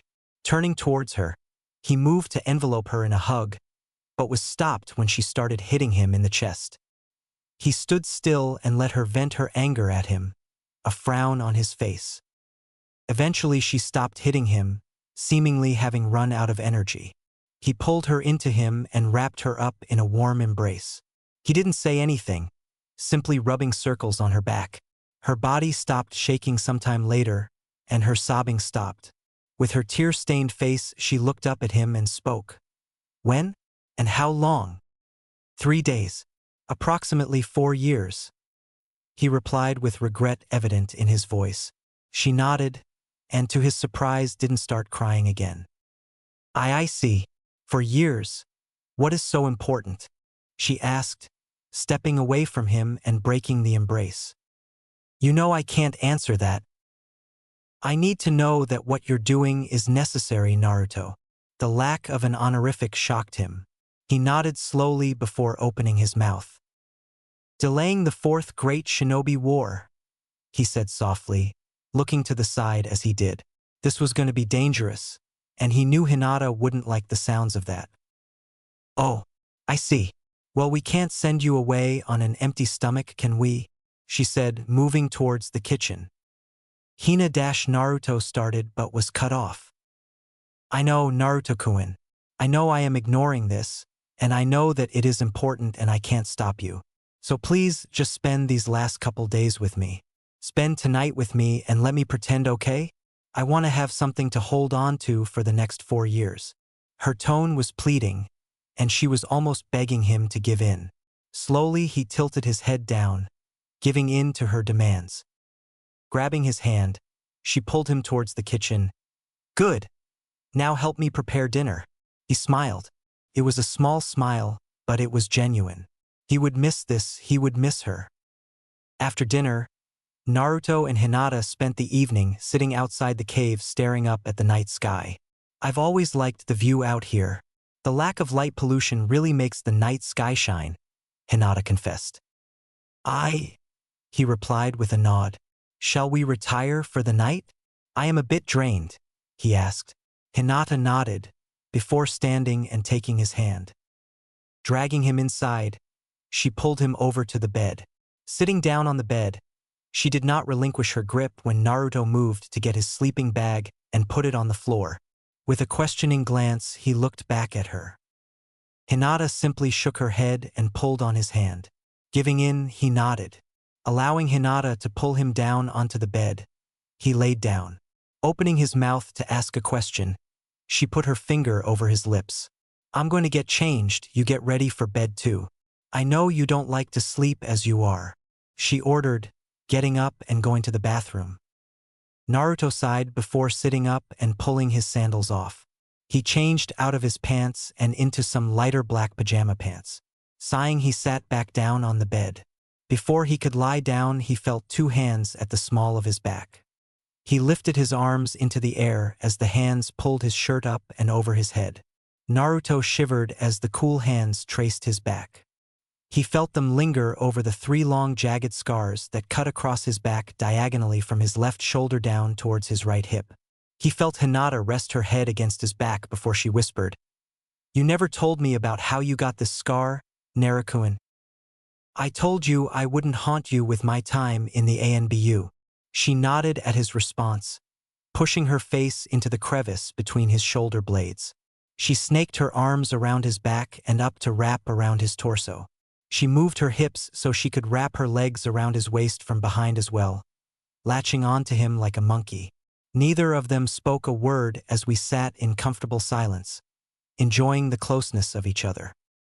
After a while, Hinata untangled herself from Naruto's back and pushed him down onto the bed.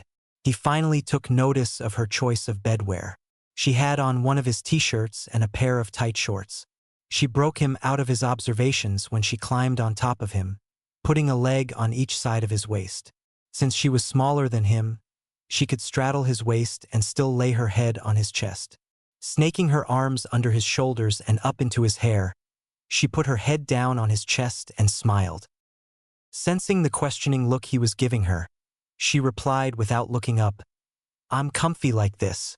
Do you have any complaints?" Naruto smirked and shook his head. He brought his hands down, pulled the blanket over top of them, and put his hands on her upper thighs. Feeling emboldened by the current position, he tucked his head down and placed a kiss on the top of Hinata's head. He felt her face go red from the heat it was emitting. "Good night, Hina-chan, and thank you for everything you do for me," he whispered. Hinata decided to be bold as well, and turned her head slightly to kiss his chest. She put her head back down and nuzzled into him. "Sweet dreams," she whispered, and even quieter. So quiet she thought she said it in her head. She mumbled out, "I love you," before closing her eyes and falling asleep. Naruto barely picked up her last statement and squeezed her thighs in response before following her lead and going to sleep. It is around mid-morning in Fire Country, and two men are walking down the road an hour outside of Konoha. One man has long spiky white hair, red face paint, and a scroll on his back. He wears a red haori over top of his tan shirt and pants with sandals on his feet. His partner has wild red hair that defies gravity sticking out behind his head. He has a sleeveless, long black trench coat that reaches his knees that he keeps open at the front to reveal a half-transparent mesh shirt. His arms are covered in bandaged wrappings. He has a black belt holding up camo cargo pants that are tucked into bandage wrappings, which cover from the bottom of his calf down, with shinobi sandals on his feet. Over his face is a white owl mask with a single vertical black line on the left side of the mask, cutting through the eye hole. The 6 feet 2 inches 18-year-old is walking with his hands in his pockets, whistling quietly to himself. Naruto, Uzumaki, and Jiraiya are finally returning to Konoha. As the gates came into view, Naruto sealed his mask away in his headband that hung around his neck. "Almost 5 years, huh? I'm gonna be in a load of shit soon. Was all that time researching really necessary, Erosenin? It probably cost us a good half a year total." Naruto drawled out. He was excited to be back, but he was regretting the ass-kickings he knew were coming his way. "Of course, I can't give up an opportunity for research.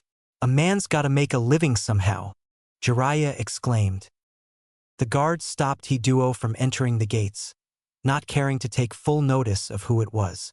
"Name and reason for your visit, please," one of the guards drawled out. "Is that really necessary? I don't think 4 years and some change is enough for a village to forget who we are," Jiraiya said, earning a smirk from Naruto as the guards looked up. Their jaws dropped and they couldn't seem to get their vocal cords to function. "I'll take that as permission to enter," Jiraiya said, walking through the gate. As Jiraiya and Naruto walked through the village, almost everyone they came across stopped what they were doing and gaped at the pair. It had been almost 5 years since the duo had been seen in Konoha. Word had spread of Naruto subduing the Tsunade Jinchuriki, and despite next to no one seeing the incident firsthand, many had come to regard him in a new light. He had up and disappeared a few weeks after the incident, and no one had any time to thank him. Most villagers figured he had abandoned the village. As the duo continued their trek towards the Hokage Tower, word started to spread about their return. Slowly the crowd grew larger and larger as they made their way through the village. "What's with the crowd? I didn't think you had this many fans, Erosenin," Naruto asked. "I don't. I think they are all looking at you, boy. Word must have spread about you defeating the Tsunade Jinchuriki before our departure," Jiraiya responded, amused by the boy's perplexed look. "Well, this isn't the welcome I expected. Too much attention if you ask me," Naruto said, closing his eyes and starting up his whistling again. As the Hokage Tower came into view, the crowd of villagers slowly turned into fellow ninja regarding the duo. Naruto could feel the familiar chakra signatures around him, but he decided to spare himself the looks on their faces. Coming up to the tower, Naruto opened his eyes and found the smirking form of Shikamaru leaning against the door. Shikamaru nodded to Naruto as he walked through the doors. The redhead tossed him a smirk and a wink, making his way towards the stairs. "Well, out of the oven and into the frying pan, eh?" Jiraiya jested outside of Tsunade's office. Let's get this over with. I miss my cave. Naruto replied as he entered the Hokage's office. Who do you think you are to just barge in here without Kanodesh? Her voice hitched in her throat as she took in the two people who entered her office. Is it really you? Are you back? She asked quietly. Both nodded, allowing her time to reign in her emotions. It's about damn time, Bakas, she screeched, throwing a stack of papers at them. The paper went everywhere as she continued to throw objects from her desk. Do you know the trouble you caused me with your absence? The council has been barking down my neck for 5 years about not knowing where our Jinchuriki is. 5 years, damn it. Well, not exactly the best of welcomes, but I figured I was going to have a few of these. Do you need the report now, or can it wait until tomorrow? I'm sure there are a few interested parties, and I don't want to retell almost 5 years of my life more than once. Naruto asked, casually dodging the projectiles still being launched his way. Tsunade calmed herself after hearing the request. Yes, you would be correct in your assumptions. Shizen, clear my schedule for tomorrow and the next day. Doesn't matter what I have booked, this is more important. Naruto, you may do as you please with the rest of today. After your report is given, you will have a month off. I'm sure you could use some rest. Besides, I don't think I'll be able to send you away for at least that long anyways, she said with a wink. See you tomorrow, Hokage-sama, Naruto said as he exited the office. Making his way downstairs and out of the tower, he mumbled to himself, how long until I'm discovered? Shikamaru wouldn't betray me, but word travels fast. He stopped short when he felt a large killer intent from behind him. Turning around, he started profusely sweating. Hey there, Kurenai-sensei. Long time, huh? Fuck, that was the wrong thing to say. This is going to hurt. Long time? Long time? You left without even telling me what was going on. And all you have to say for yourself after 5 years is long time, she yelled. Steam could be seen coming from her ears. Technically, it wasn't quite 5 years, he rebutted. A tick mark made itself present on her face. I should just keep my mouth shut. Naruto heard a deep rumbling after that last thought. If he didn't currently fear for his life, he would have had a snarky reply to the laughter of Kurama. Kurenai slowly marched her way towards the redhead, causing him to panic and flail his arms in surrender. Wait. I'll make it up to you. How about, lunch? Yeah, I'll buy you lunch. Come on. I know you love Akimichi's barbecue. Naruto tried to get himself out of the punishment coming his way. Oddly enough, Kurenai seemed to calm down as she reached him. All right, I won't kill you, but only because our other guest for lunch is definitely going to kill you, she said with an all-too-sweet smile and tone. A crap, Naruto gulped. I'll go get her and bring her to meet you at Akimichi's. Go get us a private room, MMK, she requested, although Naruto knew enough to recognize a command when he heard one. With a nod, he disappeared. Naruto had made his way to Akimichi's, picking up a couple stragglers on his way in the form of Shikamaru, Kakashi, and Sakura. After obtaining a private room for the group, he found himself fiddling constantly, unable to sit still. Relax. She's going to be happy to see you. Hell, everyone is happy to see you after this long, Naruto, Sakura said, trying to calm her nervous ex-teammate. He gulped as the door opened and Kurenai walked in. She took a seat beside Kakashi and turned her attention back towards the door. Stood frozen in the doorway was Hinata. Her gaze was locked on the redhead in the room, and it was deathly silent. Time slowed as Naruto opened his mouth. Hey, Hina-chan, he said softly. Hinata jumped and let out an eep, before falling unconscious. Ah shit, Hinata. Naruto panicked and jumped to catch her. Well, could have been worse, I guess, eh? He asked with a nervous chuckle. Everyone just shook their heads. Troublesome, Shikamaru sighed out. He set Hinata down beside him as they ordered food. When the food was arriving, Hinata recovered from her fainting episode. She opened her eyes to the sight of a smiling Naruto conversing with the rest of the table. Slowly she sat up and quivered. Bringing her hand up to his face, the room fell silent. Tension filled the air as her hand feathered over Naruto's features. She let out a small gasp as he locked his gaze with hers. When her hand reached the scar on his left cheek, she began to tremble. She traced it down towards his chest, and a blush made itself present on her face. Slowly, she put her whole hand on his left pectoral and roughly dragged it down towards his stomach. A cough broke her out of her trance and she looked around. Kakashi smiled as Kurenai coughed to clear her throat. "Should we vacate the room for a couple hours?" she asked with a large grin. Hinata let out another eep, but before she could faint from embarrassment, Naruto slapped his hand onto her shoulder. A small ceiling matrix appeared and stopped her from going unconscious. Curious, everyone flicked their gaze towards the redhead. With a shrug, he said, "Anti-fainting seal. Now let's eat." Kakashi and Kurenai both face-faulted. Did he just use a forbidden torture and interrogation Fuinjutsu on his girlfriend? Hinata slid over to Naruto, pressing her side up against him as the group began to eat. As the feasting died down, conversation picked back up. "So, tell me, what did I miss the past couple years?" Naruto asked. He missed the glare Hinata shot him with his mistake on the time frame he was away. "Well, most of the genin from our age group are jonin now. We still haven't recovered Sasuke's body, nor have we heard anything about him being alive." On a brighter note, the three Suna siblings, Gaara, Temari, and Kankuro, have been coming to Konoha once every 6 months hoping that you have returned. Shikamaru answered. Sakura's face fell at the mention of Sasuke, which didn't go unnoticed by Naruto. "I see. Well, if you haven't found his body, he's probably still kicking somewhere, going after his brother. He never was an easy one to kill," Naruto joked, trying to lighten the mood. "So I'm the only genin left, huh? Guess it can't be helped. You'll have to teach me now, Hina-chan," he joked, nudging her in the ribs with his elbow. She let out a squeak and nodded, not trusting herself to talk with the massive blush she had on her face. It seems her old habits have come back.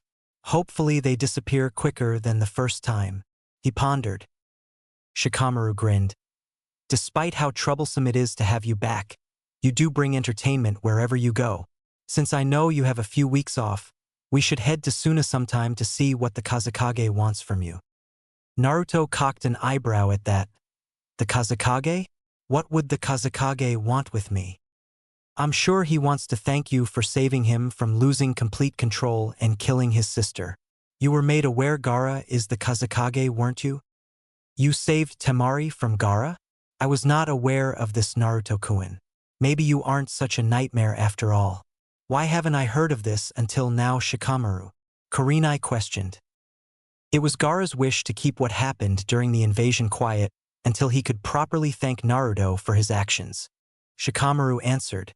"Until now, only Kiba, Shino, Hinata, the Suna siblings, Tsunade and Jiraiya were aware of the details concerning the mission to subdue Gaara."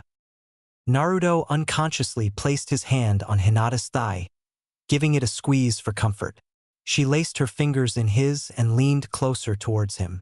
Naruto didn't remember anything after protecting Temari, but he knew Hinata hated the memory. "I see. Well, I guess we'll have to ship this little nightmare off to Suna for a bit, then won't we?" Kurenai replied. She had noticed the reactions of Naruto and Hinata to the memory and decided not to continue her prying. The night carried on with small talk and sake. Long after the moon rose, everyone started to stagger home. Naruto and Hinata were walking hand in hand throughout the village. As they came closer to the Hyuga compound, he cast a questioning glance towards her. Hinata cast her eyes to the ground, shook her head and pushed herself closer to him. Understanding, he wrapped his arm around her shoulders, keeping their hands interlocked, and guided her out of the village. It took the pair a bit longer to reach his cave than normal, considering their inebriated state. Walking through the entrance, Naruto gaped at the state. He expected it to be covered in dust, but he found he hardly recognized the place anymore. After walking through the Genjutsu hiding the entrance, he found himself staring at a large open room with a fire pit in the middle, surrounded by benches. What he found odd, however, was the missing crates and bed that he kept to one side.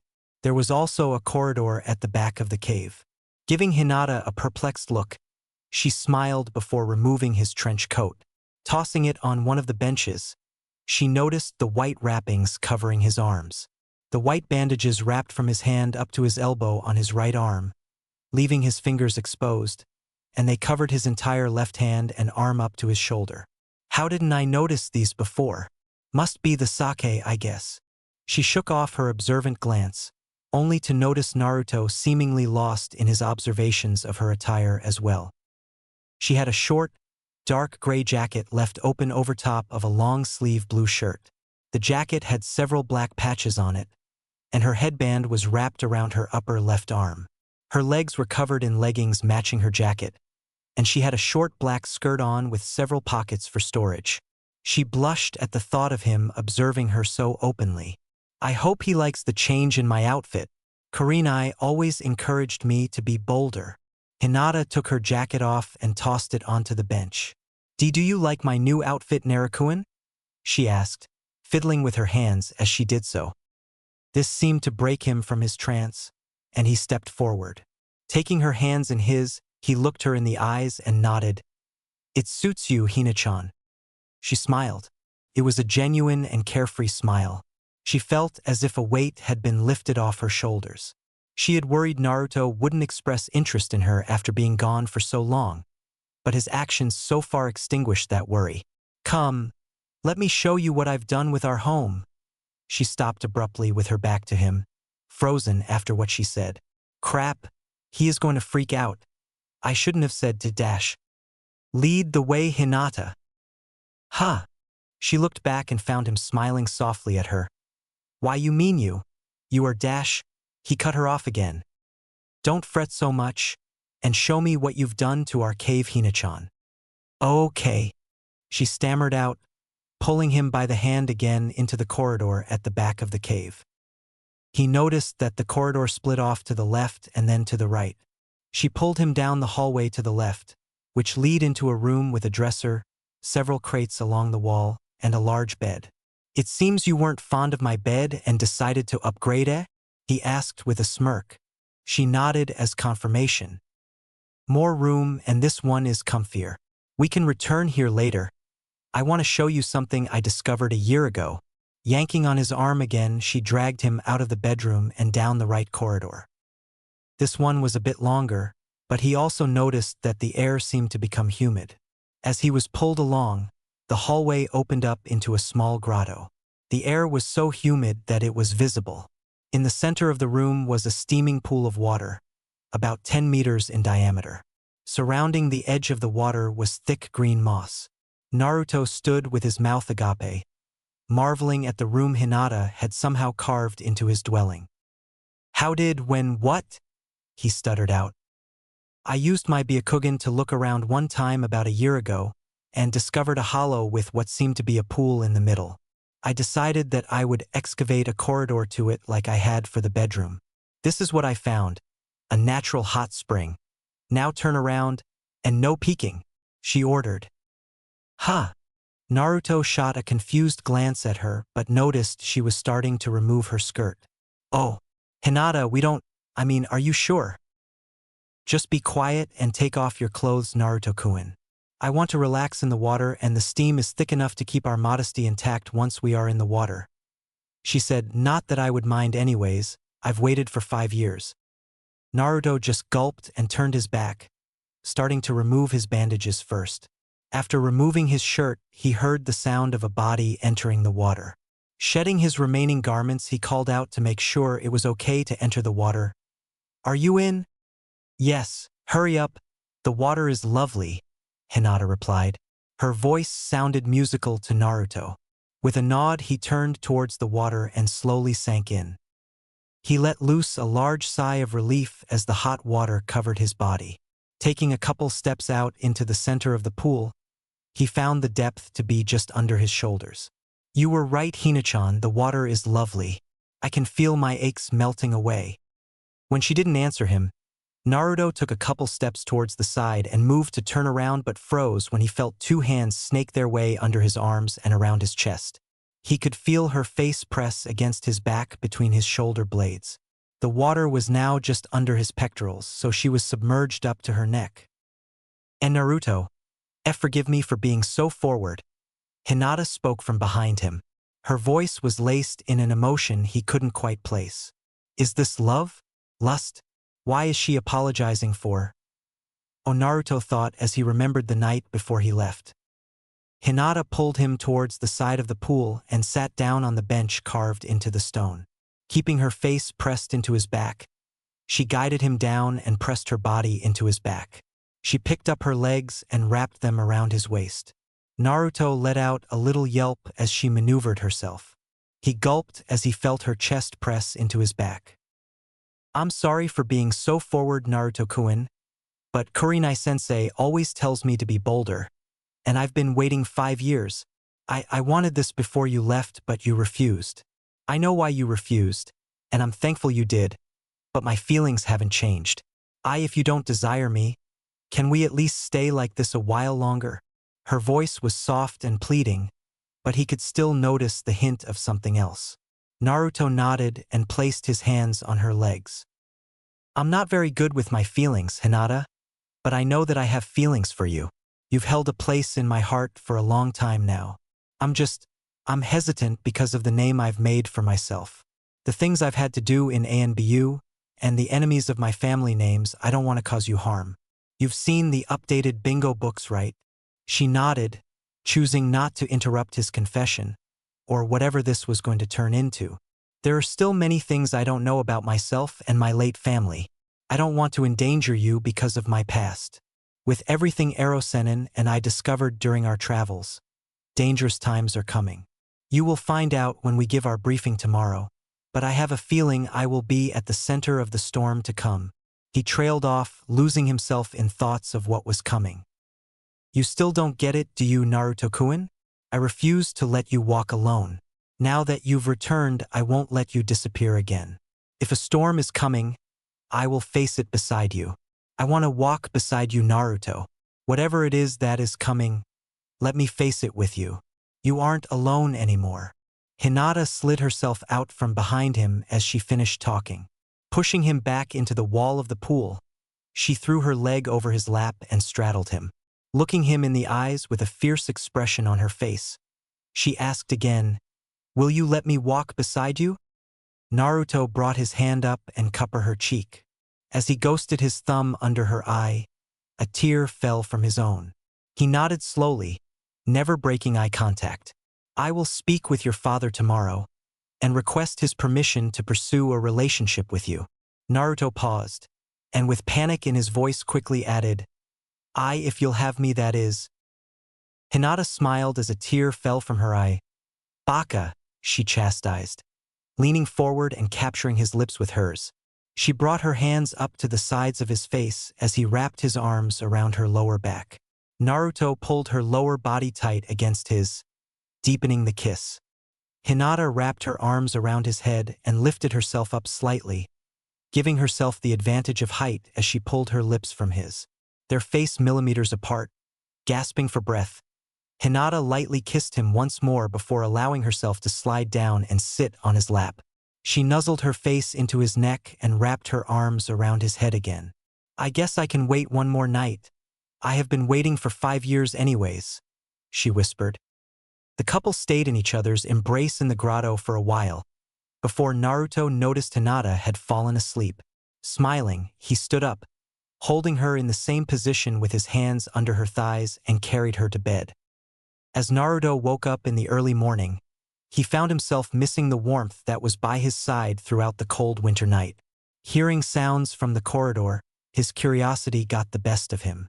He rose and put his pants on, venturing towards the main area of his cave. As he entered, a sweet aroma hit his nostrils. Whatever you're making smells delicious, Hina-chan. Hinata twirled around, startled by his entrance. Oh, Naruto-kun, did you sleep well?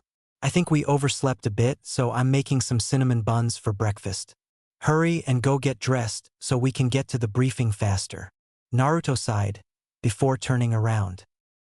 Aye, Captain, he said with a wave over his shoulder as he made his way back to his bedroom. The couple ate quickly and then headed out towards Hokage Tower. After leaving the cave, Naruto unsealed a peculiar kunai and began spinning it on his finger. The kunai had Fuinjutsu markings on the handle, and the blade was three-pronged. The middle prong resembled a normal kunai, but the two side prongs were very short and stuck out at a 45-degree angle from the main blade. Naruto continued on with his right hand in his pocket and his left spinning the mysterious kunai. He was whistling a laid-back tune with his eyes closed. Hinata again noticed the bandages and remembered she forgot to ask about them last night. Naruto-kun, why do you wear bandages on your arms now? I have numerous seals on my arms, and I use the bandages to cover them. If I ever come across another Fuinjutsu master, they might be able to recognize the seals. Therefore, I keep them hidden. Also, it looks cool, he replied, smirking and tossing her a wink. Hinata rolled her eyes at that. Typical boy, so what is with this kunai? It isn't like anything I've seen before, she asked. It is the same design as my father's. The seal on the handle allows me to use his signature technique. Do you want to see it? He asked. Smirking when she nodded her head, he pulled her tight against him. With a wink he said, "Hold on." In a flash the pair disappeared, materializing inside Tsunade's office. She spit out her coffee at the sudden intrusion. "What the fuck? Hinata? Naruto? You're an hour late," she bellowed. Turning to Jiraiya, who was currently sitting on a couch in the office with Shizune standing beside him, she asked, "Was that what I think it was?"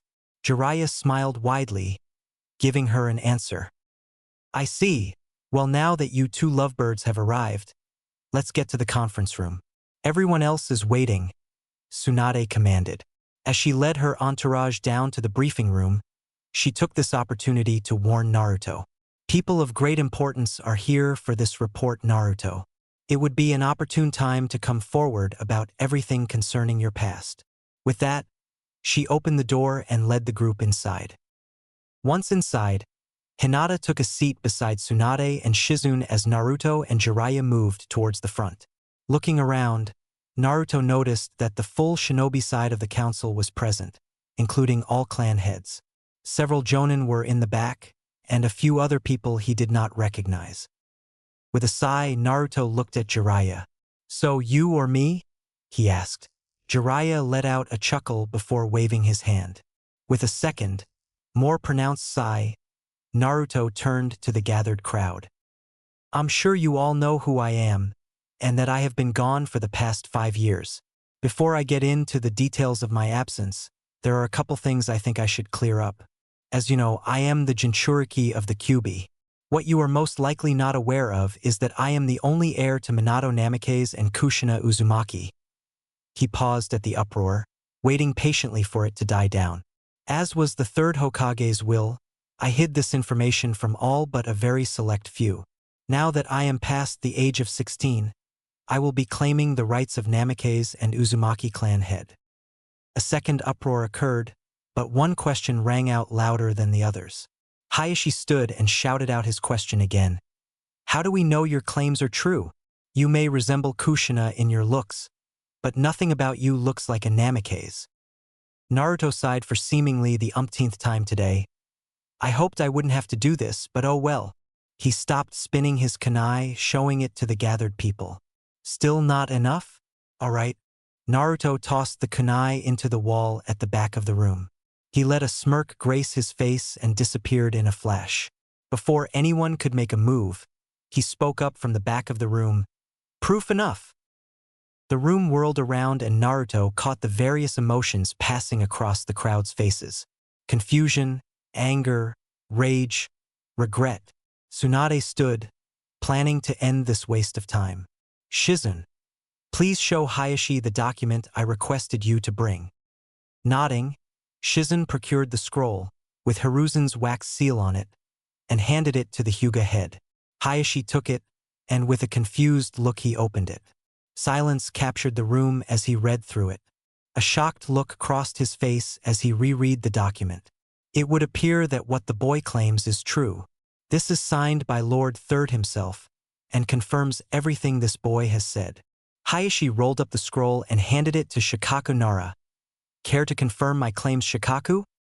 No, I was made aware of these circumstances the day he was born. Turning to the rest of the room, he raised his voice. Does anyone want further verification of the claims? Receiving silence, he addressed Naruto. You may continue your report, now that this uproar is over. Now that my claims have been verified, I will move on to my 5 years of absence. Naruto delved into his and Jiraiya's extended leave from Konoha. They left out several discoveries Naruto had made in his training, deeming them unnecessary for the crowd gathered today. The report lasted for the full 8 hours Tsunade had scheduled, and she dismissed everyone for the night. As people filed out of the room, a few stayed behind. Shikaku and Hayashi both approached Naruto. Shikaku spoke first. I know you haven't finished your recount of your journey, but I wanted to ask you if you intended to stay in the ANBU or not now that you have returned. If you decide to leave the ANBU once again, I would make the motion to put you through the Jonin promotion exams. Take your time and think about it. I'll see you tomorrow. Naruto nodded in thanks. Looking over towards Hayashi, Naruto gave him an inquisitive look. I imagine that since you stayed behind, you have something you wish to speak with me about. It is a coincidence, as I have something I wish to ask you, but it is better done in the privacy of your estate. Would you like to save what you have to say for later tonight? Or is it urgent? Naruto asked. Hayashi was surprised with the boy's manner of speaking. He didn't show him respect, nor disrespect, and he was quick to the point. I suppose I could hold off. If you wish to speak with me in private, I will expect your arrival at my clan's compound soon. Have Hinata escort you to my office, Hayashi replied. Very well. See you soon, Hyuga-sama. This caught Hayashi flat-footed again. He didn't expect to be addressed respectfully by the boy whom had just seconds earlier neglected to address him in any manner of respect. Hayashi kept his surprise well hidden behind his mask of stone, however, and took his leave. Well, I guess the interrogation continues, eh? Would you please do me the honor of escorting me, Hinata-sama? Naruto jested. It earned him an elbow to the ribs and a smile from the girl. Turning around to address Tsunade and Shizune, he added, Well, I'm off to the lion's den. See you tomorrow, maybe.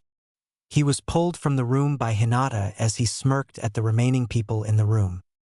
Naruto walked beside Hinata as the couple made their way towards the Hyuga compound. Naruto was balancing a kunai on its point on his finger, a nervous tic that very few knew of. To the average onlooker, it would appear as if he was simply unconsciously playing with the deadly tool. Hinata wouldn't have given it a second thought had she not noticed the shifting of his eyes. He almost always walks with his eyes closed. Is he nervous? Narukuin, are you nervous about my father? You shouldn't be, Despite his outward appearance, he is capable of acting like a father. He gave no inclination of a response, at which Hinata frowned. She smiled a devious smile before attempting her next verbal assault on his nerves. Oh no! Is the big bad red nightmare scared of something? What in the world could have happened? This elicited a sigh from the redhead. With a scowl, he looked towards the girl. Why are you so cheery? If he doesn't approve, it will cause a lot of problems. I don't care if he approves or not, Hinata stated. The tone she used left little room for argument, so he just sighed and looked at the approaching gate. Halt! State your business, the guard commanded. He is with me to see Hayashi-sama, Hinata said, using her rarely released heiress voice. With a nod, the guard opened the gate, allowing them passage. Approaching Hayashi's study, Naruto slowed. Despite your thoughts on the matter, it would mean a lot to me if I could gain Hayashi's blessing to court you. I don't want to create a larger rift within the Hyuga clan than already exists. Well, shall we? Hinata's eyes widened slightly at his declaration. Naruto hardly ever cared about someone's opinions on his actions. A swift knock on the door was followed by an authoritative enter. As the couple stepped beyond the threshold of the study, Naruto noticed Hayashi was seated on a cushion around a table with a teenage girl, whom he assumed was Hanabi, drinking tea. Ah, Uzumaki-san? Or do you prefer Namikaze-san? Please have a seat. Hayashi motioned to the two empty cushions across the table from himself and Hanabi. Thank you, Hyuga-sama. As for my name, I haven't yet decided if I will take my father's name or keep my mother's. I guess it makes little difference. Most don't look past my status anyways. Naruto replied as he sat down. Hinata joined him and poured them both a cup of tea. As everyone settled in at the table, Naruto noticed the curious look Hanabi was giving him. Hanabi-sama, is it? Forgive me for assuming, but you bear a striking resemblance to Hinata-sama. Are you curious about my scar? Or the wrappings on my arms? He asked, turning his head towards the younger girl. Hanabi looked down, embarrassed that she was caught staring. Hayashi moved to scold her, but Naruto intervened. It is quite all right, Hyuga-sama. I am used to more vengeful stares, so a curious one is welcomed. I'm sure your curiosity will consume you if it goes unsated. So please ask away, Hanabi-sama. It's fine. Naruto smiled warmly at the girl, coaxing her out of her shell. Ah, okay. I was wondering about your scars and why your hair is such a unique red color. I apologize if I am prying. She cast her glance down and to the side after finishing her inquiry. Well, my hair is a trait I received from my mother. The Uzumaki were infamous for having dark, almost blood-red hair. As for this scar, I got it from the demon blade Kubikirabocho. I had a run-in with Zabuza, the demon swordsman of the mist, and I suffered this wound during the fight. I made a mistake and this is the price I paid, Naruto explained, ghosting his hand across the scar tissue. Did you win the fight? Hanabi asked. Her excitement at hearing more of the tale was clearly visible. Naruto shook his head. No, the battle ended in a stalemate. My team and I ran into him again a couple months later at the end of our mission, and we defeated him. I think Kakashi-sensei even brought the sword back to Konoha, although I think your father would know more about that than I would. He answered with a smile. Is there anything else you are curious about, Hanabi-sama? She was about to jump at the chance to further sate her curiosity until Hayashi stepped in. Now, Hanabi, I'm sure there is a reason our guest has come to speak with us. If you are that curious, maybe you could bend his ear after the meeting. He spoke with practiced ease. Surely he had this exact conversation with her countless times, if the giggle from Hinata was anything to go by. I'd be glad to sate her curiosity at a later time. As for the reason I am here, it is twofold. The first, to hear what you had wished to speak with me about earlier today, and the second is to formally request your permission and blessing in courting your daughter, Hinata-sama. Naruto ended his statement by bowing slightly from his seated position. Hanabi's eyes shot open. Of all the things she expected to hear when her father requested her presence for a meeting, this was the last. As Hanabi's mouth slightly gaped, Hayashi nodded, bowing his head slightly in thought. I see. Before I answer your request, I would ask you your intentions. I am sure you are aware that I have withdrawn my decision years ago about removing Hinata as my heir. Are you seeking to gain influence over my clan in the future? The Hyuga head asked. His tone was one seasoned from many political ventures. My intentions are nothing so underhanded. I care deeply for her. As I'm sure you are aware, she has been one of my only friends since a young age. I am sure I caused you many headaches when we were younger, and for that I apologize. I must clarify, however, that Hinata's companionship has been the single greatest treasure I have ever received. Naruto fixed the Hyuga head with a look of honest determination. He knew he had to make a compelling case, given his status. I see. As a father, I am relieved to hear those words. Many suitors have come for less noble reasons. If you do not seek to gain influence over the clan, then what would you do if she is declared my heir? Hayashi focused intently on the redhead. The situation being proposed held numerous political ramifications if not handled properly. The boy was the sole remaining heir to two very powerful clans. I am the heir to two clans myself, and have yet to fully grasp the gravity of what lies ahead for me in that aspect. As such, I have no desire to take on a third clan, and I will leave Hyuga business to you and your daughters. If you wish to make Hinata-sama your heir, then at that time we can evaluate and adjust accordingly. I am not here and asking for your blessing for any reason other than I love your daughter, Hyuga-sama, and I wish to have her by my side. Any and all complications that may accompany her, I would work through with her to find an agreeable solution. Hinata had tears in her eyes by this point. Her father had also taken notice. Hinata, what are your thoughts on this boy's request? He questioned, looking over towards her. She seemed surprised by the sudden question, and took a couple seconds to register she had been addressed. May I speak freely, father?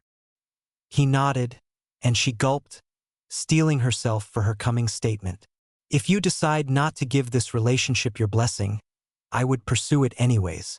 I have loved Naruto-kun for as long as I can remember.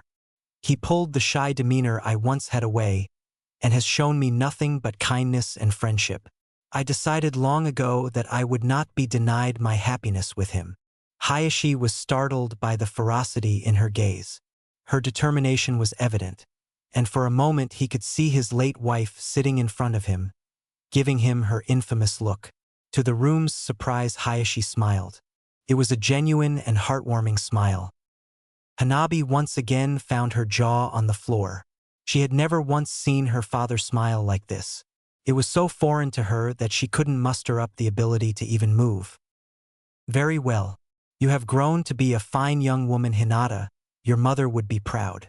As long as you pursue a relationship with Naruto, I relinquish your status as my heir and pass it to Hanabi.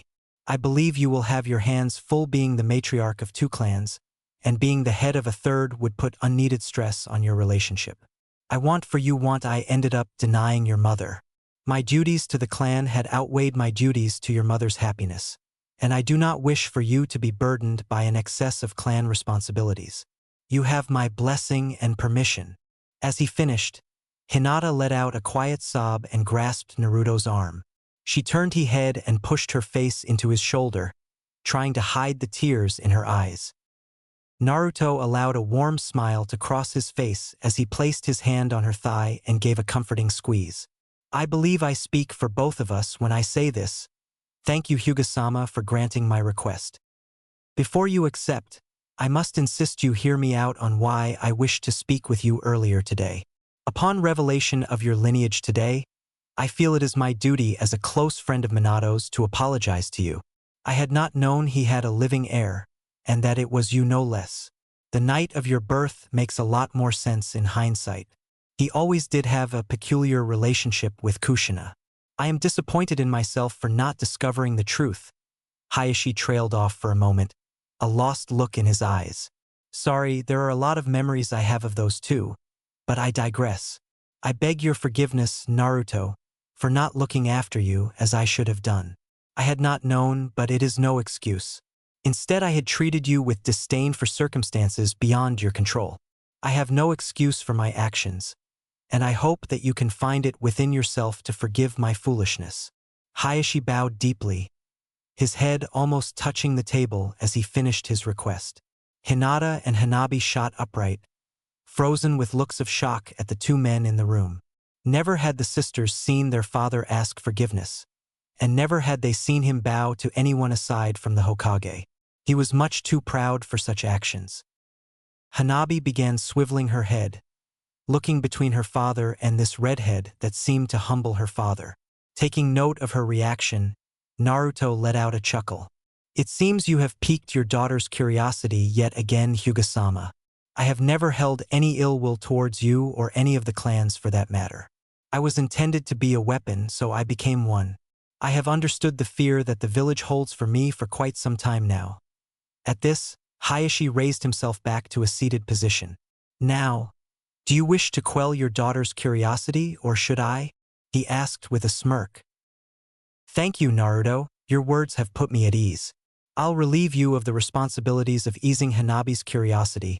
However, I fear that you may experience a siege of questions once I am done, he replied, allowing a rare smirk to grace his face for a moment. As Hayashi turned to explain exactly who Naruto was, Naruto turned towards Hinata and pulled her to his chest. He rested his chin on top of her head and whispered to her, "So, what now?" Hinata pulled back and gave him a questioning look. "What? I'm gonna be honest, I wasn't expecting this kind of reply. With a sigh, Hinata lightly slapped him in the chest. Before she could speak, however, she found Hanabi sitting right beside her, staring up at Naruto with a mystified look. Naruto chuckled as he looked at her. Yes, Hanabi-sama? You don't have to address me so formally. Just Hanabi is fine. And I want to ask you some more questions. Her excitement was bubbling over, and everyone could tell she was struggling to keep herself seated, even if she had relocated in excitement. Yes, I'm sure you have quite a few questions. What can I answer for you, Miss Hanabi? He asked, adding the joking miss instead of the proper suffix. She scowled at him for a moment before remembering her questions. Can you talk with it? Her face beamed with curiosity, and Naruto could tell she meant no harm by the question. It was simply a teenager's curious mind. Before he could answer, however, Hayashi cut in. Hanabi, that is wildly inappropriate. I apologize, Naruto, Hayashi said sternly. No, it's fine. I hope she never loses that curiosity of hers, and she meant no harm with the question. As a matter of fact, I can speak with Kurama. He's sleeping right now, but I think he naps too much. Let's wake him up. Naruto plastered a devilish smirk on his face as Hanabi squealed. Hinata sighed and rubbed her temples as Hayashi tensed in concern. It's nothing to be concerned about. Here, take my hand, and don't freak out. Naruto reassured as he pushed some of Kurama's chakra to his hand. As he did so, a chakra cloak enveloped Hanabi. Naruto willed it to spread, and soon it covered both Hinata and Hayashi as well. This is quite the peculiar technique, Naruto. But isn't it draining on your reserves? Hayashi questioned. Nah, I've worked on this for the past 6 years. I could safely shroud 100 people. The shroud simply gives extra protection in the form of Kurama's chakra to whoever it covers. Who is Kurama? Hanabi asked. After her question, a deep voice rumbled in the four minds. I am Kurama, the Kyuubi. Kurama rumbled. His voice sounded slightly irritated. Hanabi shrieked at the sudden voice in her head. Hayashi had tensed as well, and Hinata just smiled. Speaking out loud for the sake of the others present, Hinata greeted Kurama. Hello, Kurama. Did you have a nice nap? She giggled as he let out a noise similar to a grumble. I was enjoying it, until someone decided to wake me. It is good to talk to you after such a long time, Hinata. Who are these other two? Their energy bears a strong resemblance to yours. This is my family, Hayashi Hyuga, my father, and Hanabi Hyuga, my younger sister. Hinata answered. As she looked over at her sister, she struggled to avoid breaking out in a fit of laughter. Hanabi had the most mesmerized look Hinata had ever seen on a person. Her eyes were the size of dinner plates and seemed to sparkle. Her mouth would be out of sight if not for the floorboards holded up. Mr. Fox, are you big? You sound big, Hanabi asked. The room face-faulted. Of all the things you could ask, that is your first question. They all thought simultaneously. Kit, it would be easier if you simply brought them inside, Kurama said. With a nod, Naruto performed a series of hand signs. Uzumaki Sealing Arts, Mind Palace, he shouted out, slamming his hand on the ground. A sealing matrix shot out from under his hand and crawled across his companion's skin. With a bright flash, Hayashi, Hanabi, and Hinata opened their eyes to a large clearing surrounded by trees. The sky was a bright blue and a light breeze blew through the area. They immediately took notice of a large pit in the middle of the clearing that had Naruto in a meditative pose beside it. Approaching the redhead, Hinata sat down beside him. She watched as her father and sister approached the cage with caution. Peering over the edge, they took notice of a giant orange fox with 9 tails. It seemed to be sleeping. Naruto is keeping the jutsu active, and as such will not be able to interact with us here. This is his inner world, and this pit is the cage for Kurama. Not that the cage serves much function though, aside from a comfy place to nap, Kurama said as he crawled up from the pit, pushing the bars to the side. Whoa! Hanabi exclaimed as she stared up at the fox. Kurama ducked his head down and brought his nose right in front of the girl. He let out a puff of hot air that blew her hair around wildly, eliciting a giggle from Hanabi. Kurama nudged the girl with his nose, knocking her over onto her ass. "You are an interesting one, child. Why do you not fear me as your father does? You haven't given me a reason to. Should I fear you?" Hanabi rebutted. Kurama laughed at her reply, filling the clearing with a deep rumble. He padded over to where Naruto and Hinata were seated and laid down behind them.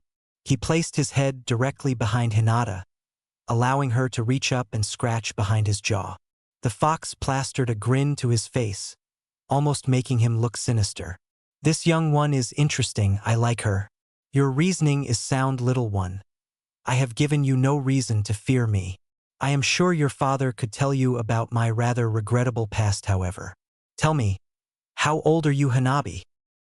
Hanabi gleefully pranced up to the fox and sat down in front of him. As Hanabi and Kurama engaged each other, Hinata waved her father over. With wary steps he approached her. "I think you'll find Kurama isn't as scary as most of the villagers think. Before Naruto left, I used to have him cast this jutsu so I could give Kurama some variation in his company. Sit and listen to him, and Hanabi, I'm sure you'll understand," Hinata said as she beckoned for him to take a seat. Hayashi relented and sat down a couple feet away from his daughter. "I have to admit, this is something I am very unfamiliar with. I couldn't have imagined in a million years being inside the inner world of the Jinchuriki, lounging in a meadow with the Kyuubi," Hayashi admitted. Hinata just smiled and leaned back into Kurama's fur.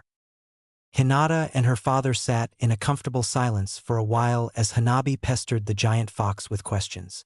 Hayashi seemed content if you judged it by his smile. "So what do you plan to do now, Hinata? Will you move in to the Namikaze estate with Naruto? Will you continue living in our compound?" She seemed to ponder it for a bit before answering. "I think I will continue living at the Hyuga compound for now, and if I end up moving in with him, then so be it. I doubt he will move in to the Namikaze estate, however," she said with a smirk. "He doesn't currently live at the estate? Where does he live then?" Hayashi questioned. He found it odd that the redhead didn't take up residence in his rightful estate.